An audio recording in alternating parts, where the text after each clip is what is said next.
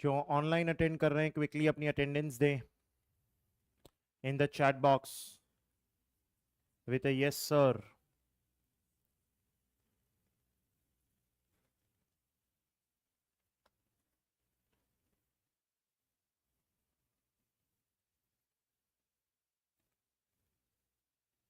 Good morning. We are discussing the basics and the fundamentals of our goods and service tax ताकि हमारा एक बार थोड़ा base और background तैयार हो जाए तो हम अपने सिलेबस को स्क्रैच से शुरू कर सकें। लास्ट क्लास एक बहुत इंपॉर्टेंट डिस्कशन हमने किया था with regard to utilizing our input tax credit, उसका फ्लो किस तरीके से वर्क करेगा, उसके रिलेटेड कई सारे छोटे छोटे पॉइंटर्स एंड आपको कुछ क्वेश्चंस भी कराए थे जिसमें जर्नल एंट्रीज पास करके हमने सीखा था रेगुलर स्कीम में फॉरवर्ड चार्ज मैकेनिज्म हमारा किस तरीके से वर्क करने वाला है एंड रेगुलर स्कीम में रिवर्स चार्ज मैकेनिज्म कैसे वर्क करेगा उसका आपको ट्राई करके आने को एक छोटा सा क्वेश्चन दिया था। तो एक बार क्विकली जितनी चीजें हमने लास्ट क्लास में कवर की थी उसे कॉम्प्रिहेंसिवली रिवाइज कर लेते हैं एंड देन अपना आज का डिस्कशन हम शुरू करेंगे। तो हम कर क्या रहे थे, हम सारे ब्रीफिंग ले रहे थे इंपॉर्टेंट लिंकिंग और चैप्टर्स की, जिसके अंदर हमने शुरुआत की थी अपने एक डिस्कशन के साथ which is ways of collecting GST. कैसे सरकार जीएसटी कलेक्ट करती है लोगों से, उसके हमने कितने तरीके बनाए, 3। पहले तरीके को नाम दिया फॉरवर्ड चार्ज मैकेनिज्म, दूसरे तरीके को नाम दिया रिवर्स चार्ज मैकेनिज्म, तीसरे तरीके को नाम दिया इलेक्ट्रॉनिक कॉमर्स ऑपरेटर। इन तीनों केसेस को बनाते हुए हमने क्या देखा, केस 1 में सप्लायर जब गुड्स एंड सर्विसेज सप्लाई कर रहा है रेसिपिएंट को और रेसिपिएंट उसके सामने कंसीडरेशन दे रहा है, तो कंसीडरेशन देने के साथ साथ वो क्या देगा, जीएसटी। और वो जीएसटी पे करने की जिम्मेदारी किसकी होगी, सप्लायर की, ना कि रेसिपिएंट की। रेसिपिएंट तो अपने पैसे किसको सौंप देगा, सप्लायर को, यानी कि गवर्नमेंट अगर किसी को पकड़ेगी तो वो कौन है, सप्लायर। इसे हमने कहा फॉरवर्ड चार्ज मैकेनिज्म एंड ये सारे केसेस फॉरवर्ड चार्ज मैकेनिज्म में ही जाते हैं जब तक नोटिफाई करके कोई केस रिवर्स चार्ज या ईसीओ में ना डाला जाए। अब आपने रिवर्स चार्ज मैकेनिज्म का मतलब समझा कि सप्लायर जब रेसिपिएंट को गुड्स या सर्विसेज प्रोवाइड करता है तो रेसिपिएंट सिर्फ कंसिडरेशन का अमाउंट देता है, जीएसटी का अमाउंट सप्लायर को नहीं देता, और रेसिपिएंट खुद वो जीएसटी का अमाउंट किसको पे करता है, गवर्नमेंट को। एंड दैट इज व्हाई हम कहते हैं इसे रिवर्स चार्ज मैकेनिज्म में द लायबिलिटी टू पे GST is of the recipient, यानी सरकार जिम्मेदार किसको मानेगी, रेसिपिएंट को। ऐसा कब किया जाता है, जब सेक्शन 9 सबसेक्शन 3 या 9 सबसेक्शन 4 या सेक्शन 5 सबसेक्शन 3 या 5 सबसेक्शन 4 के तहत नोटिफाई की जाती है गुड्स और सर्विसेज को कि इस पे रिवर्स चार्ज लगेगा। जनरली वही चीजें नोटिफाई की जाती है जहां हमें यह देखने मिलता है कि अनऑर्गेनाइज सेक्टर किसको सर्विसेज या गुड्स दे रहा है, ऑर्गेनाइज सेक्टर, या फिर ज्यादा लोग गुड्स एंड सर्विसेज कम लोगों को दे रहे हैं, तब हम रिवर्स चार्ज मैकेनिज्म आते हुए देखते हैं। लेकिन हर ट्रांजैक्शन में नहीं, उन्हीं ट्रांजैक्शंस में जिसे किया हुआ है नोटिफाई। और नोटिफिकेशन में हमने कहा कि गुड्स में एक नोटिफिकेशन है 4/2017 और सर्विसेज में एक नोटिफिकेशन है 13/2017। अब गुड्स वाला तो आपको पढ़ना ही नहीं है इसलिए वो नोटिफिकेशन रेलेवेंट नहीं है, हमारे लिए नोटिफिकेशन रेलेवेंट है 13/2017, जिसमें करीब करीब हम 19 से 20 सर्विसेज कवर करेंगे जिस पर रिवर्स चार्ज मैकेनिज्म लगाया जाता है। फिर हम तीसरे केस पे आए और तीसरे केस के अंदर हमने कहा कि ये यूनिक मॉडल है, जिस यूनिक मॉडल के अंदर ना सप्लायर जिम्मेदार होगा ना रेसिपिएंट जिम्मेदार होगा। जिम्मेदार कौन होगा, सप्लायर और रेसिपिएंट को मिलाने वाले, और मिलाने वाले को हम एग्रीगेटर कहते हैं या इलेक्ट्रॉनिक कॉमर्स ऑपरेटर कहते हैं। तो हमने कहा कि जैसे कोई सप्लाई की जाएगी सर्विस की और वह सप्लाई करने के सामने कंसीडरेशन दिया जाएगा ईसीओ को, उस कंसीडरेशन पे जीएसटी भी दिया जाएगा ईसीओ को, लेकिन जीएसटी कौन पे कर देगा, ईसीओ, और उसके बाद कमीशन काटने के बाद बाकी अमाउंट किसको दे देगा, सप्लायर को। इस तरीके से बर्डन तो तीनों केसेस में रेसिपिएंट पे जाता है, लेकिन पॉइंट ऑफ कलेक्शन चेंज हो जाता है, फॉरवर्ड चार्ज में सप्लायर, रिवर्स चार्ज में रेसिपिएंट, और ईसीओ में ईसीओ ही उसे पे करता है। हमने कहा यह जिम्मेदारी ईसीओ की तभी होगी जब वो सर्विसेज दे रहा होगा,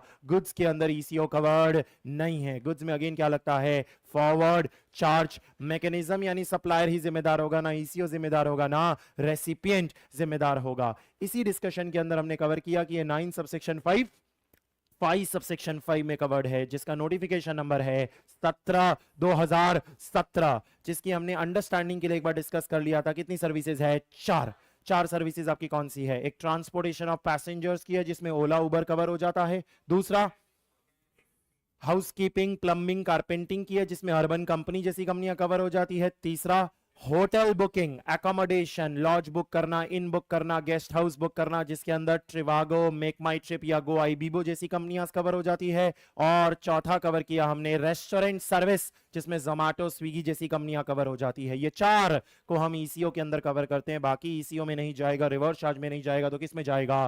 फॉरवर्ड चार्ज मैकेनिज्म में हम उसे कवर कर लेंगे। ये स्ट्रक्चर समझाया था आपको जो आगे जाके हमें यूज लगेगा, इसलिए आपको इंट्रो में ये स्ट्रक्चर समझा दिया। इसे कवर करने के बाद नेक्स्ट एजेंडा हमने उठाया कॉम्पोजिशन स्कीम। और कॉम्पोजिशन स्कीम के अंदर हमने क्या डिस्कस किया कि अगर आप रजिस्टर्ड पर्सन हैं और अपने लिए चीजें इजी करना चाहते हैं, यानी कि कुछ बेनिफिट्स लेना चाहते हैं लेकिन उसके साथ साथ कुछ डिसएडवांटेजेस भी आएंगे, तो आप अपनी मर्जी से स्कीम में आ सकते हैं। It is an optional scheme which is known as composition scheme which is covered in section number 10, जिसमें हम क्या कहते हैं कि अगर आप गुड्स प्रोवाइड कर रहे हो तो आपका टर्नओवर या तो 75 लाख तक होना चाहिए या 1.5 सीआर तक होना चाहिए। अगर आप सर्विसेज दे रहे हो या गुड्स एंड सर्विसेज दोनों दे रहे हो तो आपका टर्नओवर 50 लाख तक होना चाहिए। अब जो 75 लाख और 1.5 सीआर है उसके अंदर हमने कहा वैसे तो 1.5 सीआर ही होता है, लेकिन कुछ 8 स्टेट्स ऐसे हैं जहां पर वो अमाउंट 75 लाख रहेगी। वो 8 स्टेट्स आपके कौन से हो गए? मणिपुर, मिजोरम, त्रिपुरा, नागालैंड, उत्तराखंड, सिक्किम, अरुणाचल प्रदेश और मेघालय। इन 8 में 75 लाख रहेगा, बाकी सब में 1.5 करोड़ की लिमिट रहेगी। क्योंकि ये लिमिट क्रॉस हो गई तो कॉम्पोजिशन स्कीम जैसा कुछ भी आपको मिलने वाला नहीं है। स्कीम में होगा क्या वो नहीं बताया आपको कि क्या फायदे होंगे और क्या नुकसान। ये स्कीम वही लेगा जिसे ये दिखाई देगा कि फायदे नुकसान से बड़े हैं, और ये स्कीम बिल्कुल वो पर्सन नहीं लेगा जिसे क्या दिखाई दे रहा होगा? नुकसान फायदों से बड़े हैं, जो हम समझेंगे जब हम कॉम्पोजिशन स्कीम देखेंगे। इतनी बात कवर कराई आपको, एंड देन आपको मैं बुक में लाया और जर्नल एंट्रीज करानी आपको शुरू की in regular scheme, forward charge. मैंने आपको कहा पढ़ने तो 4 हैं, regular scheme forward, regular scheme reverse, regular scheme eco and composition scheme. तो इससे पहला केस पढ़ाया आपको regular scheme forward charge mechanism. Journal entries पास करते गए आप, जिसमें सिंपल लॉजिक यही था कि परचेस करो तो जीएसटी का क्रेडिट मिलेगा जो आपका एक एसेट लेजर हो गया, और जब आप सेल करोगे तो जीएसटी पेएबल आएगा जो आपका लायबिलिटी लेजर हो गया। पूरे महीने में जितने ट्रांजैक्शंस होंगे वो सारे कंप्लीट करने के बाद महीना क्लोज हो जाएगा, तो अगले महीने की 20 तारीख तक नेटम नेट करके जो भी अमाउंट बचता है उसे कर दोगे पे थ्रू योर बैंक, जिसके लिए आपने जर्नल एंट्रीज पास की payable debit to ITC to bank. जिसमें दिक्कत क्या आने लगी? दिक्कत ये आने लगी कि सर ये नहीं पता चल रहा था कौन से पेएबल के सामने कौन सा आईटीसी कैसे सेट किया जाएगा। तो उसके लिए आपको मैंने पूरा एक चार्ट बना के यूटिलाइजेशन का स्टेप समझाया। स्टेप समझाने के लिए सबसे पहले अपने टाइटल में डाला यूटिलाइजेशन ऑफ आईटीसी, और कहा आईटीसी क्या होता है? इमॉर्टल, वो कभी नहीं मरता, वो हमेशा रहेगा। तो आईटीसी इज इमॉर्टल। और ये इमॉर्टल आईटीसी के रिलेटेड हमने कहा रजिस्ट्रेशन स्पेसिफिक जाना है, यानी कि आपके बहुत सारे रजिस्ट्रेशन है तो ये नहीं कुछ भी कर लो, आपको उसी रजिस्ट्रेशन का आईटीसी उसी रजिस्ट्रेशन के पेएबल के सामने सेट करना होगा। ये जो आप मेथड पढ़ने वाले हो या तो ये मंथली होता है या फिर ये क्वार्टरली होता है। हमने इजी रखने के लिए एक बार क्या लिया? मंथली। क्वेश्चन नंबर 1 आपका कंपलसरी क्वेश्चन यहीं से बनने वाला है, जो मैंने आपको दिखाया भी था कि आपको एग्जाम में पूछा जाएगा नेट जीएसटी पेएबल बताओ, जिसमें भी बोला जाएगा नेट मिनिमम जीएसटी पेएबल बताओ। मतलब वो कॉम्बिनेशन सिलेक्ट करो जिससे आपका पेएबल कम से कम निकल के आए। तो हमने स्टेप स्टार्ट किया, और स्टेप स्टार्ट करते ही कहा कि पहले तो आपका ध्यान 6 चीजों पे होना चाहिए: CGST payable, SGST payable, IGST payable, and ऐसे ही CGST ITC, SGST ITC, IGST ITC. अगर आप यूनियन टेरिटरी में रजिस्टर्ड होगे तो एसजी की जगह हो जाएगा यूटी, बाकी पूरा कंटेंट तो वैसे का वैसे ही रहेगा। अब आपको फॉर्मेटिंग के साथ इसे समझाया था, तो कहा था पहले पेएबल लिख देने चाहिए, और पेएबल लिखने के बाद आईटीसी को पकड़ पकड़ के लाना चाहिए, ना कि पेएबल को पकड़ पकड़ के लेके जाते हो तो आईटीसी पकड़ पकड़ के लाते हो और उसे सेट करते हो। तो पहला स्टेप क्या होता है? आईजीएसटी का ITC shell set off IGST का पेएबल। वो सेट ऑफ हो जाए तो सेकंड स्टेप पे जाते हो, और सेकंड स्टेप में कहते हो आईजीएसटी का ITC will set of CGST और एसजीएसटी का payable in any order any proportion. आपको वो ऑर्डर या प्रपोर्शन लेना है जिससे आपका नेट आंसर मिनिमम निकल के आए। तो मैंने कहा आइडियली 50-50 ट्राई कर लेना या 100-0 ट्राई कर लेना, उससे आपको पता चल जाएगा मिनिमम किससे निकल के आएगा। तीसरे स्टेप में हमने क्या कहा? अब चेक करो क्या आईजीएसटी का आईटीसी कंप्लीटली एग्जॉस्ट हो गया। अगर कंप्लीटली एग्जॉस्ट हो गया है तो आपको आगे बढ़ना है, अगर एग्जॉस्ट नहीं हुआ तो सर क्वेश्चन ही खत्म हो गया होगा ना, क्योंकि आईजीएसटी का आईटीसी भी पड़ा रह गया, सीजीएसटी एसजीएसटी का आईटीसी भी पड़ा रह गया। तो उन सबको क्या कर दो? Carry forward to the next next month, जिसे कितना भी कैरी कर सकते हो जब तक सेट नहीं होता, क्योंकि उसकी कोई टाइम लिमिट नहीं है। चौथे स्टेप और पांचवें स्टेप को पैरेलली किया गया, और पैरेलली करके क्या कहा गया, सीजीएसटी आईटीसी का खाता खोलो, एसजीएसटी आईटीसी का खाता खोलो और उसे सेट करो रिस्पेक्टिवली सीजीएसटी के पेबल के सामने और एसजीएसटी के पेबल के सामने, जो रिमेनिंग बचा होगा आफ्टर यूजिंग आईजीएसटी का आईटीसी। फिर आपका लास्ट दो स्टेप्स है जो सीक्वेंस में जाएंगे, step number 6 and step number 7, कि अगर अभी भी कुछ सीजीएसटी आईटीसी बचा होगा तो उसे सेट करोगे रिमेनिंग आईजीएसटी पेबल के सामने। अगर अभी भी कुछ रिमेनिंग आईजीएसटी पेबल बचा होगा तो एसजीएसटी आईटीसी को सेट करोगे अगेंस्ट रिमेनिंग आईजीएसटी पेबल। नीचे हमने दो कंक्लूजन लिख के कट किए थे, सीजीएसटी का आईटीसी एसजीएसटी के पेबल के सामने नहीं जाएगा और एसजीएसटी का आईटीसी सीजीएसटी के पेबल के सामने नहीं जाएगा, यह पॉसिबल होने वाला नहीं है। आईजीएसटी यूनिवर्सल है, आईटीसी भी हर जगह सेट होता है और पेबल भी सब चीजों को सेट करने देता है, वहां दिक्कत नहीं आती, लेकिन एक सीक्वेंस प्रायोरिटी होती है जो हमें ध्यान में रखनी रहती है। इन स्टेप्स को हमने कवर कर लिया और इसे कंप्लीट करके मैंने आपको फॉर्मेट के साथ समझा दिया कि आपको कैसे प्रेजेंट करना होगा ऐसे फुल क्वेश्चंस को, जिसमें अभी इजी था वो क्वेश्चन करना क्योंकि पेबल इजीली निकल गया, आईटीसी इजीली निकल गया। जो मेन क्वेश्चन नंबर 1 आएगा उसमें पेबल आपको पूरा खुद निकालना पड़ेगा, आईटीसी आपको पूरा खुद निकालना पड़ेगा, जो सब वर्किंग नोट्स में निकलेंगे, और फ्रंट पे फिर क्या किया जाएगा, पेबल लिख के धीरे धीरे क्या करते जाओगे, सेट ऑफ आप करते जाओगे उस आईटीसी को, जो एक सीक्वेंस में आप एडजस्ट करके लिख रहे थे, और उसका कंटेंट समझा कहां दोगे, वर्किंग नोट के अंदर उसका कंटेंट समझा दोगे। इतना हमने कंप्लीट किया था। This is what we covered in the last class. Are we good?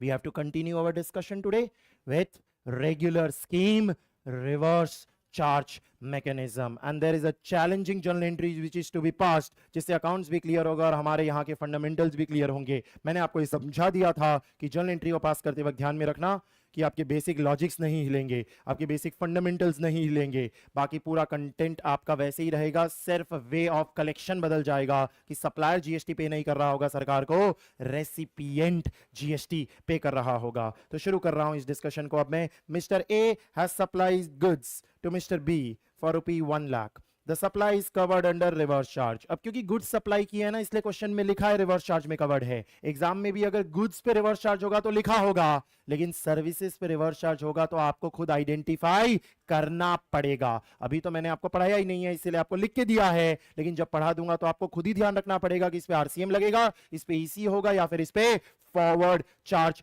Mechanism होगा। आरसीएम सर्विस में भी दो एग्जांपल आपको करा दिए थे, एक इंश्योरेंस वाला कराया था और एक ट्रांसपोर्ट ऑपरेटर वाला कराया था, सिर्फ एग्जांपल के रूप में उसको एक बार के लिए हमने कवर किया था। It is an intra state supply at 18%, pass journal entries in the books of A as well as in the books of B. Supplier के भी बुक्स में पास करना है और रेसिपिएंट की बुक्स में भी पास करना है। सबसे easy in the books of A है, बहुत इजी है in the books of A. A के बुक्स में क्या एंट्री होने वाली है, सेल्स की एंट्री होने वाली है। सेल्स की एंट्री करेगा कितने रुपए की, 1 लाख रुपए की, जिस पर कोई जीएसटी कलेक्ट होने वाला नहीं है, क्योंकि इसमें जो भी जीएसटी है वो किसको भरना है, बी को।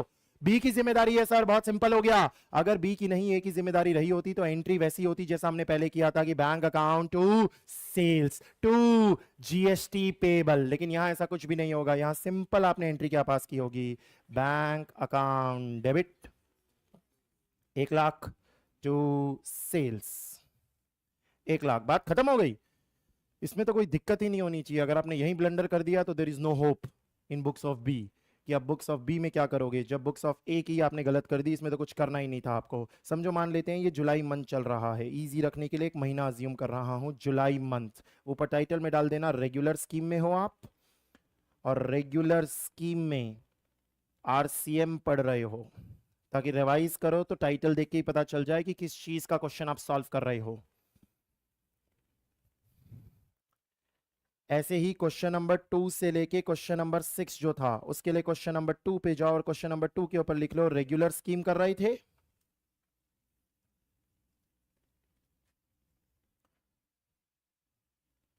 और उसमें एफसीएम पढ़ रहे थे आप।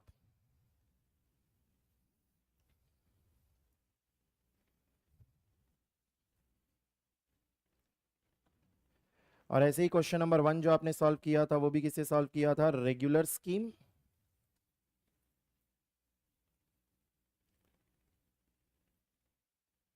एफसीएम से सॉल्व कर रहे थे आप।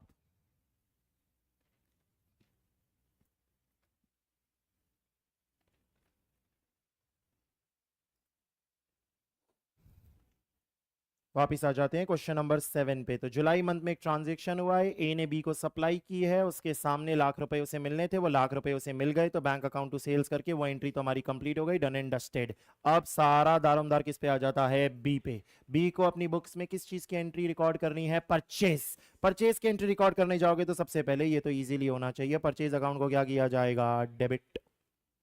परचेज अकाउंट तो डेबिट होगा। परचेज अकाउंट डेबिट 1 लाख से होगा या 1,18,000 से होगा। गलती से भी आपने 1,18,000 नहीं किया होना चाहिए, क्योंकि ये बात पहले से एस्टैब्लिश हो गई है कि इनडायरेक्ट टैक्स कभी आपके प्रॉफिट एंड लॉस को इंपैक्ट करने वाला नहीं है। जहां आपने 1,18,000 डाल दिया मतलब कि 18,000 पीएनएल अकाउंट में चला गया, एंड पीएनएल अकाउंट में चला गया तो प्रॉफिट बैठ जाएगा आपका, जो कभी नहीं हो सकता, जो सिर्फ किससे होना चाहिए, डायरेक्ट टैक्सेस से होना चाहिए, इनडायरेक्ट टैक्स से नहीं होता। तो परचेज अकाउंट डेबिट होगा, ये तो आपको क्लियर होना चाहिए। परचेज अकाउंट डेबिट होगा तो उसके सामने आप इसे किससे पे कर रहे होगे, बैंक। बैंक से पे कर रहे होगे तो बैंक से आपने कितना पे किया है, 1 लाख। इतना लिखने में भी कोई दिक्कत नहीं होनी चाहिए, इतना भी सॉर्टेड होना चाहिए आपकी। अगर फॉरवर्ड चार्ज मैकेनिज्म होता, अगर फॉरवर्ड चार्ज मैकेनिज्म होता, अगर फॉरवर्ड चार्ज मैकेनिज्म होता तो बैंक से कितना गया होता, 1,18,000, और 1,18,000 गया होता तो आप बोलते 1 लाख का परचेज किया है और 9,9,000 का मुझे क्या मिलने वाला है, ITC मुझे मिलने वाला है। अगर फॉरवर्ड चार्ज मैकेनिज्म होता तो, पर ये तो रिवर्स चार्ज मैकेनिज्म है। रिवर्स चार्ज मैकेनिज्म में तो हुआ क्या, जुलाई के महीने में जैसे ये ट्रांजेक्शन हुआ आपने उसको तो 1 लाख दे दिए, लेकिन इस 1 लाख पे अब आपको सरकार को 9,9,000 आपको पे करने हैं, बी को पे करने हैं अगले महीने की 20 तारीख तक। 9,000 किस रूप में पे करने हैं, CGST, और 9,000 किस रूप में पे करने हैं, SGST के रूप में पे करना है। इसका मतलब जहां टू बैंक में 1,18,000 हुआ करता था उसकी जगह क्या क्रिएट हो गया, to CGST payable 9,000, to SGST payable 9,000। ये दोनों पेबल, दोनों लाइबिलिटीज क्रिएट हो गई मेरी, क्योंकि ये लाइबिलिटी अब मेरी है ना कि ए की है। यही दोनों CGST SGST पेबल अगर फॉरवर्ड चार्ज होता तो ए में दिख रहा होता, ए में दिखने की बजाय अब किस में दिख रहा है, बी में। कुछ यूनिक हो गया, कुछ नया हो गया, क्योंकि ऐसा फॉरवर्ड चार्ज में थोड़ी होता था। फॉरवर्ड चार्ज में तो क्या दिखता था, टू बैंक 1,18,000, बात खत्म हो गई। अब सामने वाला 18,000 सरकार को पे करेगा ना, यहां तो 18,000 पे करने की जिम्मेदारी हमारे ऊपर ही आ गई, और हमारे ऊपर आ गई तो क्या बुक करनी पड़ेगी, लाइबिलिटी। यानी कुछ यूनिक क्या हुआ, परचेज की एंट्री पास करते हुए क्या क्रिएट हो गया, पेबल क्रिएट हो गया। अब सर ये तो बैलेंस ही नहीं हो रहा है, क्योंकि परचेज अकाउंट में 1 लाख दिख रहा है और आपका क्रेडिट कितने का हो गया, 1,18,000 हो गया है। तो सर इसको बैलेंस करने के लिए 18,000 आपके डेबिट साइड भी तो जाएगा ना। अब 18,000 का आपको क्या मिलना चाहिए, क्रेडिट। 9,9,000 का क्रेडिट मिलना चाहिए, क्योंकि जब फॉरवर्ड चार्ज लगता है तो क्रेडिट मिलता है, तो रिवर्स चार्ज लगता है तो भी क्रेडिट तो मिलना चाहिए। लेकिन फर्क खाली ये हो गया कि फॉरवर्ड चार्ज के अंदर हम पहले ए को दे देते हैं और ए को देने के बाद हम क्या ले लेते हैं, क्रेडिट। यहां पर स्थिति क्या होगी, हम ही सरकार को देंगे और हम ही सरकार को देने के बाद हम ही खुद उसका क्या लेंगे, क्रेडिट। यानी पहले हमें पे करना पड़ेगा और पे करने के बाद क्या लेना पड़ेगा, उसका क्रेडिट। यानी कि आप यहां पर पैरेलली क्या लिखोगे, CGST ITC debit, SGST ITC debit 9,000, 9,000, 9,000, 9,000। बगल में लॉजिक समझाने के लिए FCM की एंट्री पास कर रहा हूं, कि अगर FCM रहा होता तो क्या होता। कर सकते हो आप खुद एंट्री पास। अगर FCM रहा होता तो क्या होता, एंट्री पास क्विकली पास करो बगल में। अगर FCM होता तो क्या एंट्री पास हुई होती,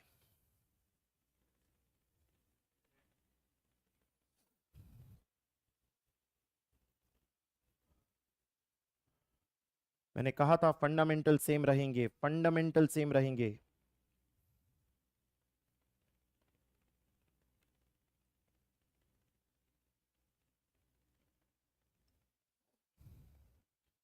हो गई होनी चाहिए एंट्री पास। परचेज अकाउंट डेबिट कितने से होता है, 1 लाख। CGST ITC डेबिट होता 9,000, SGST ITC डेबिट होता 9,000, और टू बैंक से कितना गया होता, 1,18,000। ये फॉरवर्ड चार्ज में पड़ी होती एंट्री आपकी, जो आपने लास्ट क्लास में कई बार मारी थी। लेकिन यहां तो रिवर्स चार्ज लग रहा है, तो बदलाव क्या आया, आपको बदलाव दिखना चाहिए कि सर परचेज तो वैसे ही आया है, CGST ITC भी वैसे ही आया है, SGST ITC भी वैसे ही आया है, पर बैंक में 1,18,000 नहीं आया, बैंक से कितना गया है, 1 लाख। क्योंकि बाकी 18,000 तो हमें अगले महीने की 20 तारीख तक पे करना होगा। अभी तुरंत थोड़ी पे होगा, घड़ी घड़ी ट्रांजेक्शन करूंगा तो सरकार को थोड़ी पेमेंट करने जाऊंगा, वो तो अगले महीने की 20 तारीख होगी ना, कि पूरे महीने के सारे ट्रांजेक्शन हो गए फिर अगले महीने की 20 तारीख को पे करने जाऊंगा। इसका मतलब मेरा बैंक से अभी कितना गया है, 1 लाख, और बाकी 9,000 का क्या क्रिएट हो गया है, पेबल क्रिएट हो गया, लाइबिलिटी क्रिएट हो गई है, which is a current liability. यानी आपको बैलेंस शीट इमेजिन होनी चाहिए। बैलेंस शीट इमेजिन होते हुए आपको क्या दिख रहा होना चाहिए सर, आपके बैलेंस शीट में 2 एसेट्स दिख रहे होंगे और 2 लाइबिलिटीज दिख रही होगी, 2 एसेट्स दिख रहे होंगे और 2 लाइबिलिटीज दिख रही होगी। फॉरवर्ड चार्ज में क्या होता था, ये दोनों लाइबिलिटी दिखती नहीं थी क्योंकि आप तो भर चुके होते थे, क्योंकि ये लाइबिलिटी किसकी बुक्स में दिख रही होती थी, ए की, बी की बुक्स में थोड़ी दिख रही होती, क्योंकि बी के तो बैंक से निकल चुके होते थे ना ये 18,000, एंड बाकी दोनों सिर्फ क्या दिखाई दे रही होती थी, एसेट्स। लेकिन यहां पर तो सर ना दोनों लाइबिलिटी भी दिख रही है और दोनों एसेट भी दिख रही है, यानी यूनिक क्या हुआ है, परचेज के वक्त ही लाइबिलिटी भी क्रिएट हो गई और परचेज के वक्त ही एसेट भी क्रिएट हो गए। सर ये जो आईटीसी क्रिएट हुआ है या फिर ये जो पेएबल क्रिएट हुआ है ये थोड़ा यूनिक है, ये कोई रेगुलर आईटीसी या कोई ये रेगुलर पेएबल नहीं है, क्योंकि ये फॉरवर्ड चार्ज का पेएबल नहीं है, ये फॉरवर्ड चार्ज का आईटीसी नहीं है, ये रिवर्स चार्ज का पेएबल और रिवर्स चार्ज का आईटीसी है। इसीलिए इन लेजर्स के नाम को अपडेट करना चाहिए, CGST payable RC, SGST payable RC, CGST ITC RC, SGST ITC RC. मैंने नए लेजर के नाम बनाए हैं, क्यों बनाए हैं, उसमें अकाउंटिंग लॉजिक है, थोड़ा अकाउंटिंग लॉजिक लगाओ। अगर मैं सीजीएसटी आईटीसी 9,000 और एसजीएसटी आईटीसी 9,000 डाल दूंगा तो सर मैंने कुछ ऐसे परचेजेस भी तो किए होंगे ना जिसपे फॉरवर्ड चार्ज लगा होगा, मैंने कुछ ऐसे परचेजेस भी किए हैं जिसपे रिवर्स चार्ज लगा है और कुछ ऐसे परचेजेस भी किए हैं जिसपे फॉरवर्ड चार्ज लगा है। अगर दोनों में सीजीएसटी आईटीसी एसजीएसटी आईटीसी डाल दूंगा तो लेजर में तो दोनों टोटल हो जाएंगे ना, और टोटल हो जाएंगे तो सर पता कैसे चलेगा कौन सा आरसी वाला है और कौन सा एफसी वाला है। ऐसे ही जो पेएबल है उसमें भी क्यों आरसी डालना जरूरी है, क्योंकि ये वाला कौन सा वाला पेएबल है, परचेज के वक्त, जब मैं सेल करूंगा, जब मैं सेल करूंगा तो उस पर फिर पेएबल आएगा, जब मैं सेल करूंगा तो फिर पेएबल आएगा, तो वो पेएबल कौन सा वाला होगा, एफसी। अगेन अगर मैं इस लेजर का नाम नहीं बदलूंगा तो वो दोनों क्या हो जाएंगे, मिक्स। यानी for the purpose of identification मेरे लिए जरूरी है कि इन लेजर के नाम अलग हो, तो मैंने अलग करने के लिए सीजीएसटी पेएबल का नाम क्या कर दिया, CGST payable RC, SGST payable का नाम क्या कर दिया, एसजीएसटी पेएबल आरसी, आईटीसी के सीजीएसटी आईटीसी का नाम क्या कर दिया, सीजीएसटी आईटीसी आरसी, और एसजीएसटी आईटीसी का नाम क्या कर दिया, एसजीएसटी आईटीसी आरसी। ये नाम बना दिए ताकि आइडेंटिफिकेशन इजी हो जाए। इसका मतलब कुछ और परचेस करूंगा जिस पे फॉरवर्ड चार्ज लग रहा होगा, कुछ और परचेस करूंगा जिस पे फॉरवर्ड चार्ज लग रहा होगा, तो एक्चुअली में मेरे बैलेंस शीट में 4 एसेट्स क्रिएट हो जाएंगे। सुना ना, 4 कैसे, एक सीजीएसटी आईटीसी नॉर्मल, एक एसजीएसटी आईटीसी नॉर्मल, एक सीजीएसटी आईटीसी आरसी, एक एसजीएसटी आईटीसी आरसी। ऐसे ही जब मैं सेल करूंगा, नॉर्मल कोई सेल करूंगा तो 4 पेएबल भी क्रिएट हो जाएंगे। 4 पेएबल कैसे, नॉर्मल वाली सेल्स के लिए क्या क्रिएट होगा, सीजीएसटी पेएबल, एसजीएसटी पेएबल, और रिवर्स चार्ज वाले के लिए क्या कहूंगा, CGST payable RC, SGST payable RC. ये तो मैंने तब बताया जब मैंने ये अज्यूम किया कि सारे के सारे क्या हैं, इंट्रास्टेट, नहीं तो इंटरस्टेट भी आएंगे ना, और इंटरस्टेट आएंगे तो खरीदते वक्त अगर रिवर्स चार्ज लगा होगा तो आईजीएसटी आईटीसी रिवर्स चार्ज, और बेच जो खरीदते वक्त का जो मेरा पेएबल आया उसका क्या बन जाएगा, IGST payable RC. Are you getting my point?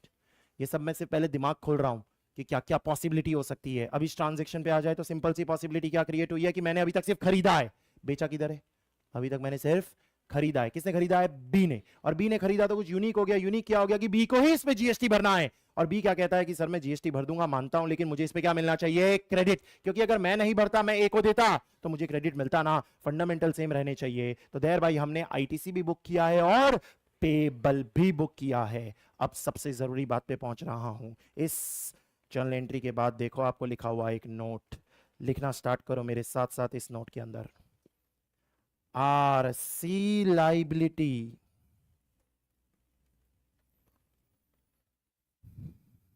RC liability shall be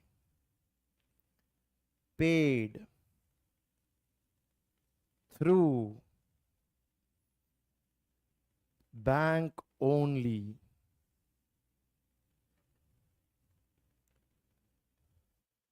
bracket में इसका मतलब not through utilization of ITC। बहुत जरूरी बात लिखी है, and after payment of RC liability, you can use ITC created during RC transaction.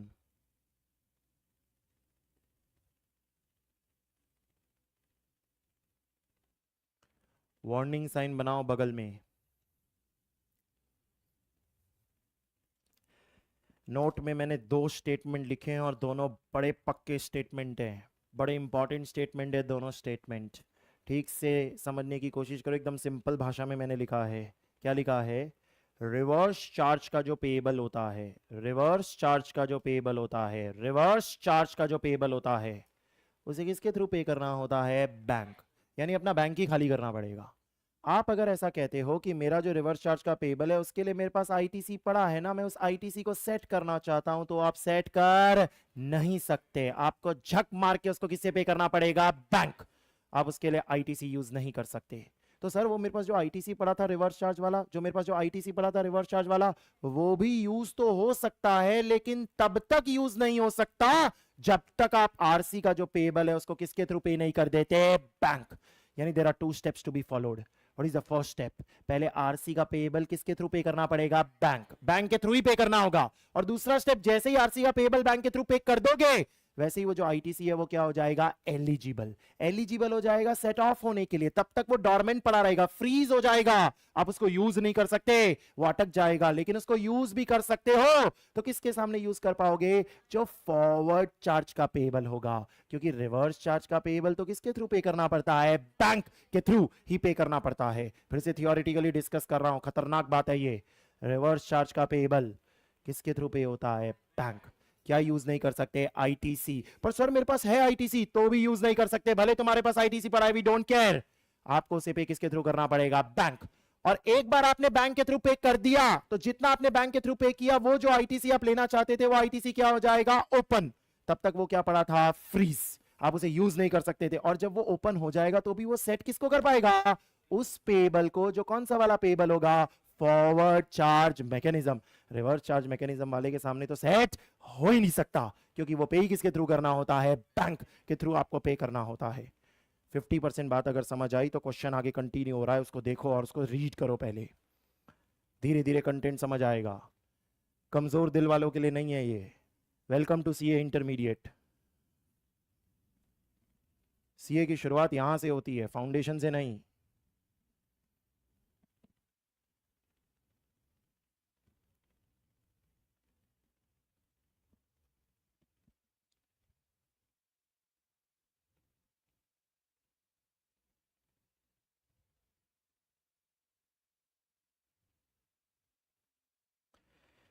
Question number 8 आराम से हो जाना चाहिए आपसे। एकदम सिंपल सी एंट्री पास करने को बोला है आपको। सेल की एंट्री पास करनी है, इजी, कुछ भी नया नहीं है इसके अंदर, कर सकते हो आप। सेम मंथ, यानी वही जुलाई मंथ चल रहा है, इसीलिए मैंने ऊपर आपको मंथ क्लियर कर दिया था, जुलाई मंथ। और एक सेल की एंट्री पास करें।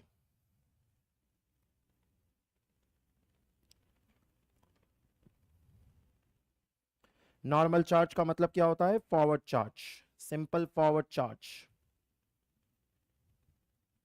बी की बुक्स में एंट्री पास कर रहे हैं आप।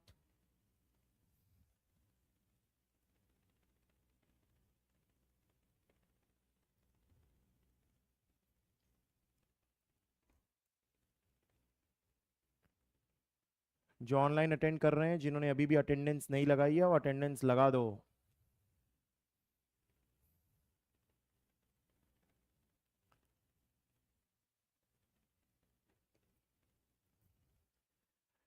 चन हो गया होना चाहिए, इससे ज़्यादा समय लगेगा ही नहीं, क्योंकि नया तो कुछ कर ही नहीं रहे हो आप। सेल्स की एंट्री पास करनी है। बैंक अकाउंट कितना आएगा? 2,36,000। आपके बैंक में आएगा 2 sales, 2 lakh. 2 CGST payable intrastate है 18,000। 2 SGST पेबल 18,000।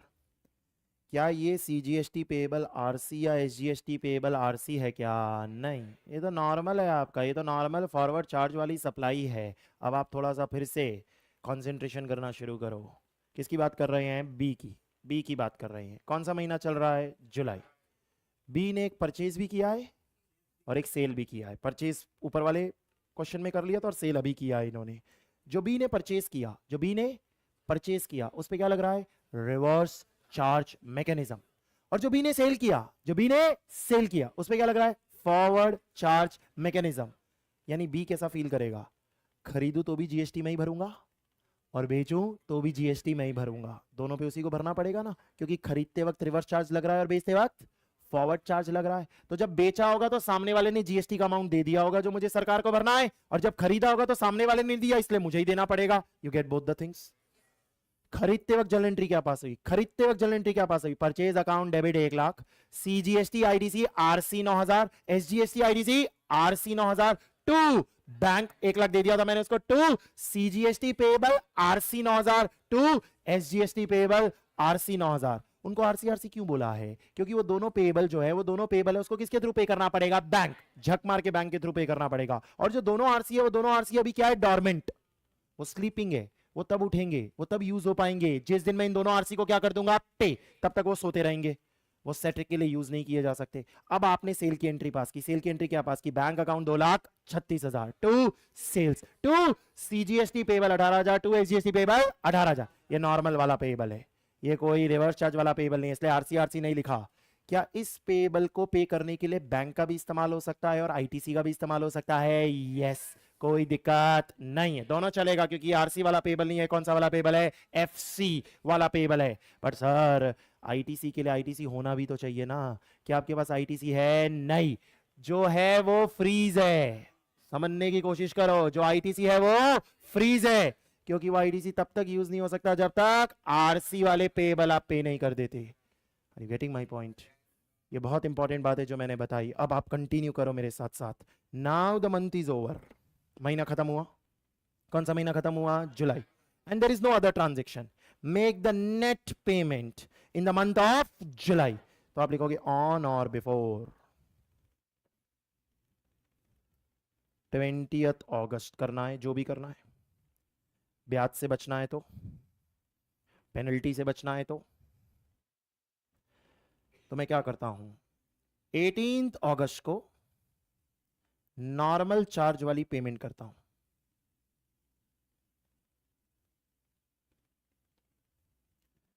और 19th अगस्त को रिवर्स चार्ज वाली पेमेंट करता हूं। दो दो पेमेंट है ना मेरी। मैंने 18 अगस्त को नॉर्मल चार्ज वाली पेमेंट करना है, ऐसा मैंने क्वेश्चन में माना, और 19 अगस्त को रिवर्स चार्ज वाली पेमेंट करूंगा, ऐसा मैंने क्वेश्चन में माना। तो चलो 18 अगस्त वाली नॉर्मल चार्ज वाली पेमेंट करना शुरू करो। नॉर्मल चार्ज वाली पेमेंट कितनी पेमेंट करनी है? 2। CGST payable debit 18,000, SGST payable 2 entries होगी क्योंकि 2 अलग अलग सरकारों को पेमेंट हो रही है, 18,000।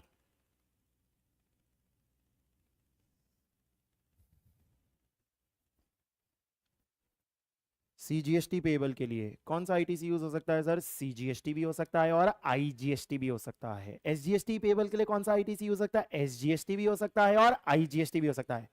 ऑपोजिट वाले नहीं हो सकते हैं, ये बताया आपको। जब 18 अगस्त को आप पेमेंट कर रहे हो, जब 18 अगस्त को आप पेमेंट कर रहे हो तो अपनी बैलेंस शीट को देखो, अपनी बैलेंस शीट को देखो। एसेट साइड 2 आईटीसी दिख रहे हैं, 2 आईटीसी दिख रहे हैं। एक है सीजीएसटी आईटीसी आरसी और एक है एसजीएसटी आईटीसी आरसी। दोनों सो रहे हैं, जगाना नहीं, क्योंकि वो दोनों तभी जागेंगे जब रिवर्स चार्ज का पेमेंट होगा। क्या जब आप ये नॉर्मल चार्ज का पेमेंट करने जा रहे हो तो रिवर्स चार्ज का पेमेंट हो चुका है? नहीं, इसका मतलब आईटीसी हो के भी आपके पास नहीं है। अगर कोई और आईटीसी होता जो जगा हुआ होता तो वो यूज कर लेते हम, बट आपके पास कोई और आईटीसी नहीं है, एंड देयर भाई आप मजबूर थे, आपको इन दोनों अमाउंट को किसके थ्रू पे करना पड़ा? बैंक। मजबूरी में 18,000 18,000 मजबूरी में। अगर आईटीसी होता तो मैं यूज करता ना, पर था ही नहीं, मैं क्या करूं? 18 अगस्त का काम कंप्लीट हो गया, 19 अगस्त पे पहुंचे आप। 19 अगस्त को आप किसकी पेमेंट करने जा रहे हो? Reverse charge. क्योंकि आपको पता चला रिवर्स चार्ज की पेमेंट जब तक बैंक से नहीं करोगे तब तक क्या नहीं मिलेगा? आईटीसी। मिल के भी नहीं मिल रहा है क्योंकि वो सोया हुआ है, उसको जगाने के लिए मुझे आरसी का पेमेंट करना पड़ेगा। आरसी का पेमेंट करना पड़ेगा तो आरसी के कितने पेमेंट है? 2। CGST payable, RC, SGST payable, RC,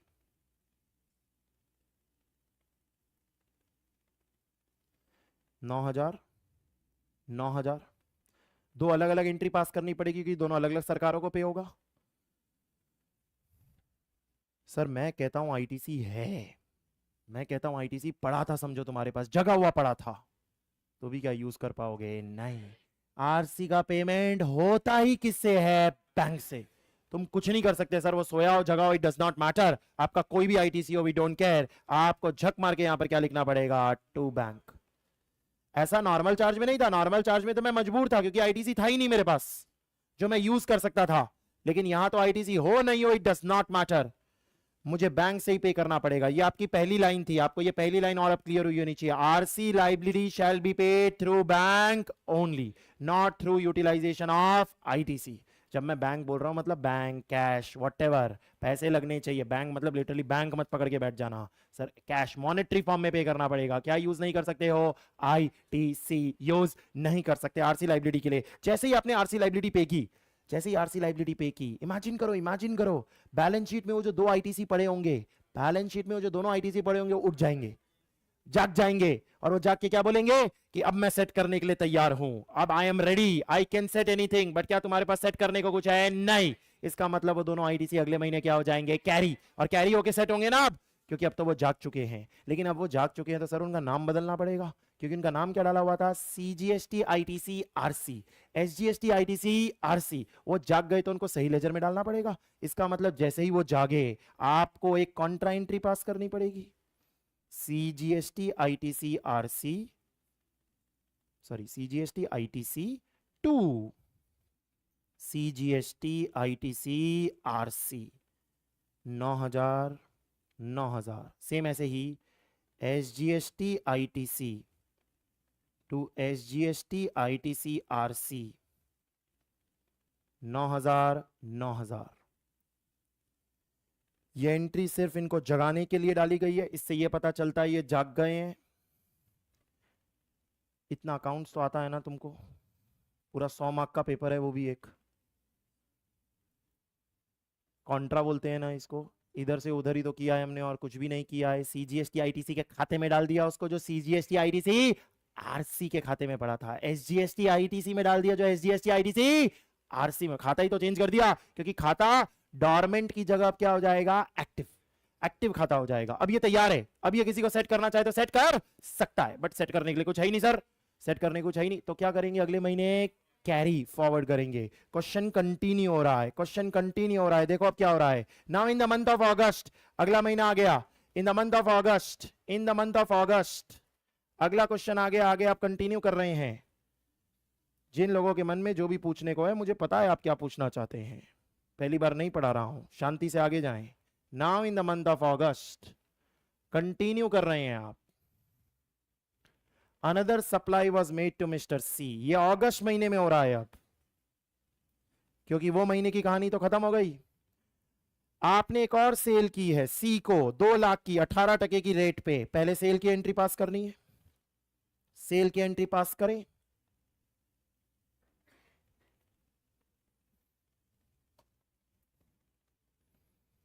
cell की एंट्री तो कोई नई बात है ही नहीं। सी को वापस सप्लाई की और सी को पिछली बार की थी तो इंट्रा था, तो ऑब्वियसली इस बार भी इंट्रा ही है। आपको पूछना नहीं चाहिए मुझे कि इंट्रा या इंटर दिया नहीं है सर, क्वेश्चन कंटिन्यू हो रहा है। जब पिछली बार सी को इंट्रा किया तो अभी भी सी को इंट्रा ही किया होगा।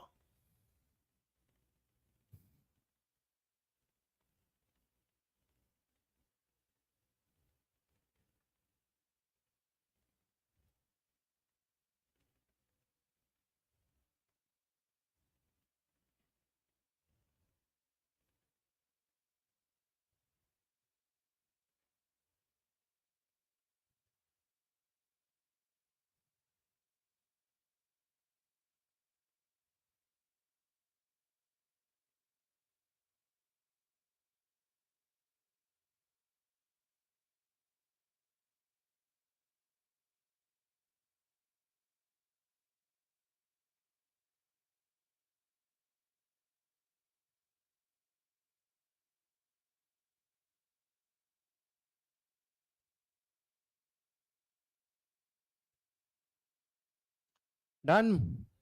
सिंपल, एक सेल की एंट्री पास करनी थी, कोई नई बात थोड़ी है। क्या किया होगा आपने? बैंक अकाउंट डेबिट, कितना? 2,36,000 to sales 2 lakh, to CGST payable 18,000, to SGST payable 18,000। क्या ये RCM वाले हैं? नहीं, ये तो सेल पे आपका क्या है, फॉरवर्ड चार्ज मैकेनिज्म। सी ने आपको 2,36,000 दिए हैं और 2,36,000 में 18 आपको किसको पे करने हैं? गवर्नमेंट को। ये आपकी जिम्मेदारी, आपकी सेल की लाइबिलिटी है, ये कोई परचेज की लाइबिलिटी नहीं है आपकी। अगस्त महीना खत्म हो गया, यही हुआ अगस्त महीने में और कुछ नहीं हुआ। तो समझो अगस्त महीना खत्म हो जाने के बाद स्थिति क्या बनी होगी? आपकी लाइबिलिटी साइड दो पेबल दिख रहे होंगे, 18,000 के दो पेबल दिख रहे होंगे, और एसेट साइड दो क्रेडिट दिख रहे होंगे, ये 9,000 के जो जाग गए थे। और अब क्या ये यूज हो सकते हैं? यस। और क्या ये फॉरवर्ड चार्ज वाले पेबल्स हैं? यस। क्या फॉरवर्ड चार्ज वाले पेबल आईटीसी को वेलकम करते हैं? यस। अगर ये रिवर्स चार्ज वाले पेबल होते तो आईटीसी होने के बावजूद भी मैं उसे यूज नहीं कर पाता, क्योंकि वो बैंक के थ्रू ही पे किए जाते हैं। इसका मतलब आप ऑन और बिफोर 20 सितंबर एंट्री पास करेंगे। एक CGST पेबल क्लोज करने के लिए 18,000 और एक SGST पेबल क्लोज करने के लिए 18,000। क्योंकि ये फॉरवर्ड चार्ज वाले ये आईटीसी को वेलकम करते हैं, और आईटीसी भी वेलकम होगा, खुशी खुशी आएगा, क्योंकि वो जाग चुका है। CGST के सामने CGST वाला चला जाएगा और SGST के सामने SGST वाला चला जाएगा, क्योंकि क्रॉस तो पॉसिबल ही नहीं है। अगर IGST रहा होता तो पहले IGST आ गया होता, क्योंकि पहले तो सीक्वेंस में IGST ITC any order any proportion जाता है, फिर CGST और SGST का नंबर लगता है। बाकी अमाउंट तो sir I don't have a choice, मुझे किसके थ्रू पे करना पड़ेगा? बैंक।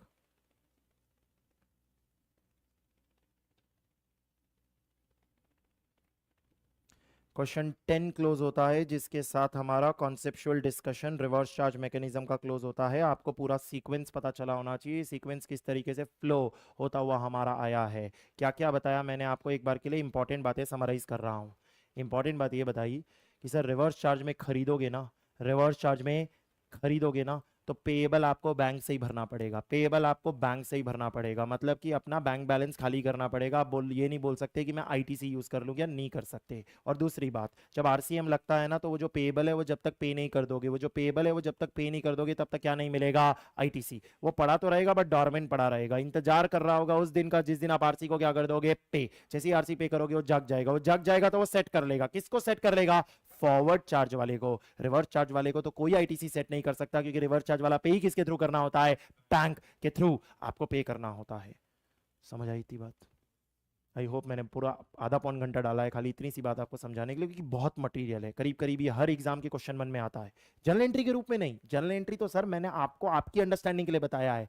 इनडायरेक्ट टैक्स में थोड़ी जनरल एंट्री पूछी जाएगी, ये तो मैंने आपको आपकी अंडरस्टैंडिंग के लिए बताया। देखो, इन CA inter there is no such paper which is a combo of all, but in CA final there is a paper 6, and paper 6 is a combo of all the papers। यानी कि उस paper में क्या होता है? DT, IDT, accounts, FM सब एक साथ पूछा जाता है, एक ही केस स्टडी में सारे सब्जेक्ट डाल दिए जाते हैं और फिर क्वेश्चन बनाया जाता है। तो वहां आपको अच्छी नॉलेज चाहिए होती है उस पेपर को क्रैक करने के लिए। इंटर में आप फ्री हो, इनडायरेक्ट टैक्स पढ़ा रहा हूं तो इनडायरेक्ट टैक्स का ही सवाल आएगा, अकाउंट्स पढ़ा तो अकाउंट्स का ही सवाल आएगा। यानी मैं आपको ये उस दिन की तैयारी के लिए भी करा रहा हूं कि जब आप फाइनल में जाओगे तब लिंक्ड क्वेश्चन आएंगे, तब आपको वहां पूछा जाएगा, एक साथ सारी चीजें मैच करके पूछी जाएगी। तो आपका बेस बन रहा है अभी, क्योंकि ये बेस जरूरी लगेगा सर। अभी आप खाली इंटर पढ़ रहे हो, आप बोलो इंटर पे ध्यान दो सर, इंटर पे ध्यान दो, तो इंटर करके करेगा क्या? सीए नहीं बनना है क्या? अल्टीमेट ऑब्जेक्टिव तो वो था ना, या अल्टीमेट ऑब्जेक्टिव ये था कि सिर्फ इंटर कर लेना है मुझे? खाली इंटर कर लिया तो कुछ हासिल नहीं होगा। सीए एक ऐसा डिग्री नहीं है जिसके अंदर आधा कर लिया तो you are half CA, zero. It has no value. It has value only if you clear CA. That is a very important thing. एक बहुत बेसिक चीज होती है। हाँ, कोई ऐसा करता है कि सीए इंटर कर लिया, फिर वो बोलता है कि अब मैं एमबीए करूंगा तो मेरी प्रोफाइल बन गई, वो एक अलग मुद्दा हो गया। बट अदरवाइज अगर आप सीए ही करने वाले और आप आधा करके सोचोगे हो गया, तो सिर्फ नॉलेज मिली है सर, डिग्री की कोई वैल्यू नहीं है। डिग्री की वैल्यू तो फाइनल क्लियर करके ही है। अब अगर आप सोच रहे हो और आप ये मेरी पूरी बात ध्यान से सुन रहे थे, अगर अगर 40 मिनट से और लॉजिकली सोच रहे थे, तो आपके मन में यहां जब मैंने ये 18 अगस्त 19 अगस्त बनाया तभी एक डाउट आया होना चाहिए, आया ही होना चाहिए अगर आप जिंदा हो, और नहीं आया तो आप जिंदा नहीं हो, कोई मतलब नहीं है सांस लेने का, बंद कर दो। आपके मन में डाउट क्या आया होना चाहिए? सर इसको घुमाओ, घुमा के करो सर, और फिर दिखाओ कि यहां पर क्या होगा। नेक्स्ट क्वेश्चन,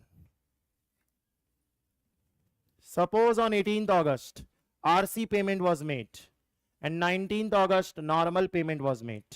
यानी कि वापिस ओरिजिनल क्वेश्चन में चले जाना है आपको। कौन से क्वेश्चन में चले जाना है? Question number 9। और क्वेश्चन नंबर 9 को रीसॉल्व करना है, उल्टा कर देना है। 18 अगस्त को आरसी पेमेंट, जगह थोड़ी कम है, छोटा छोटा लिख लेना, एडजस्ट करके चलने का।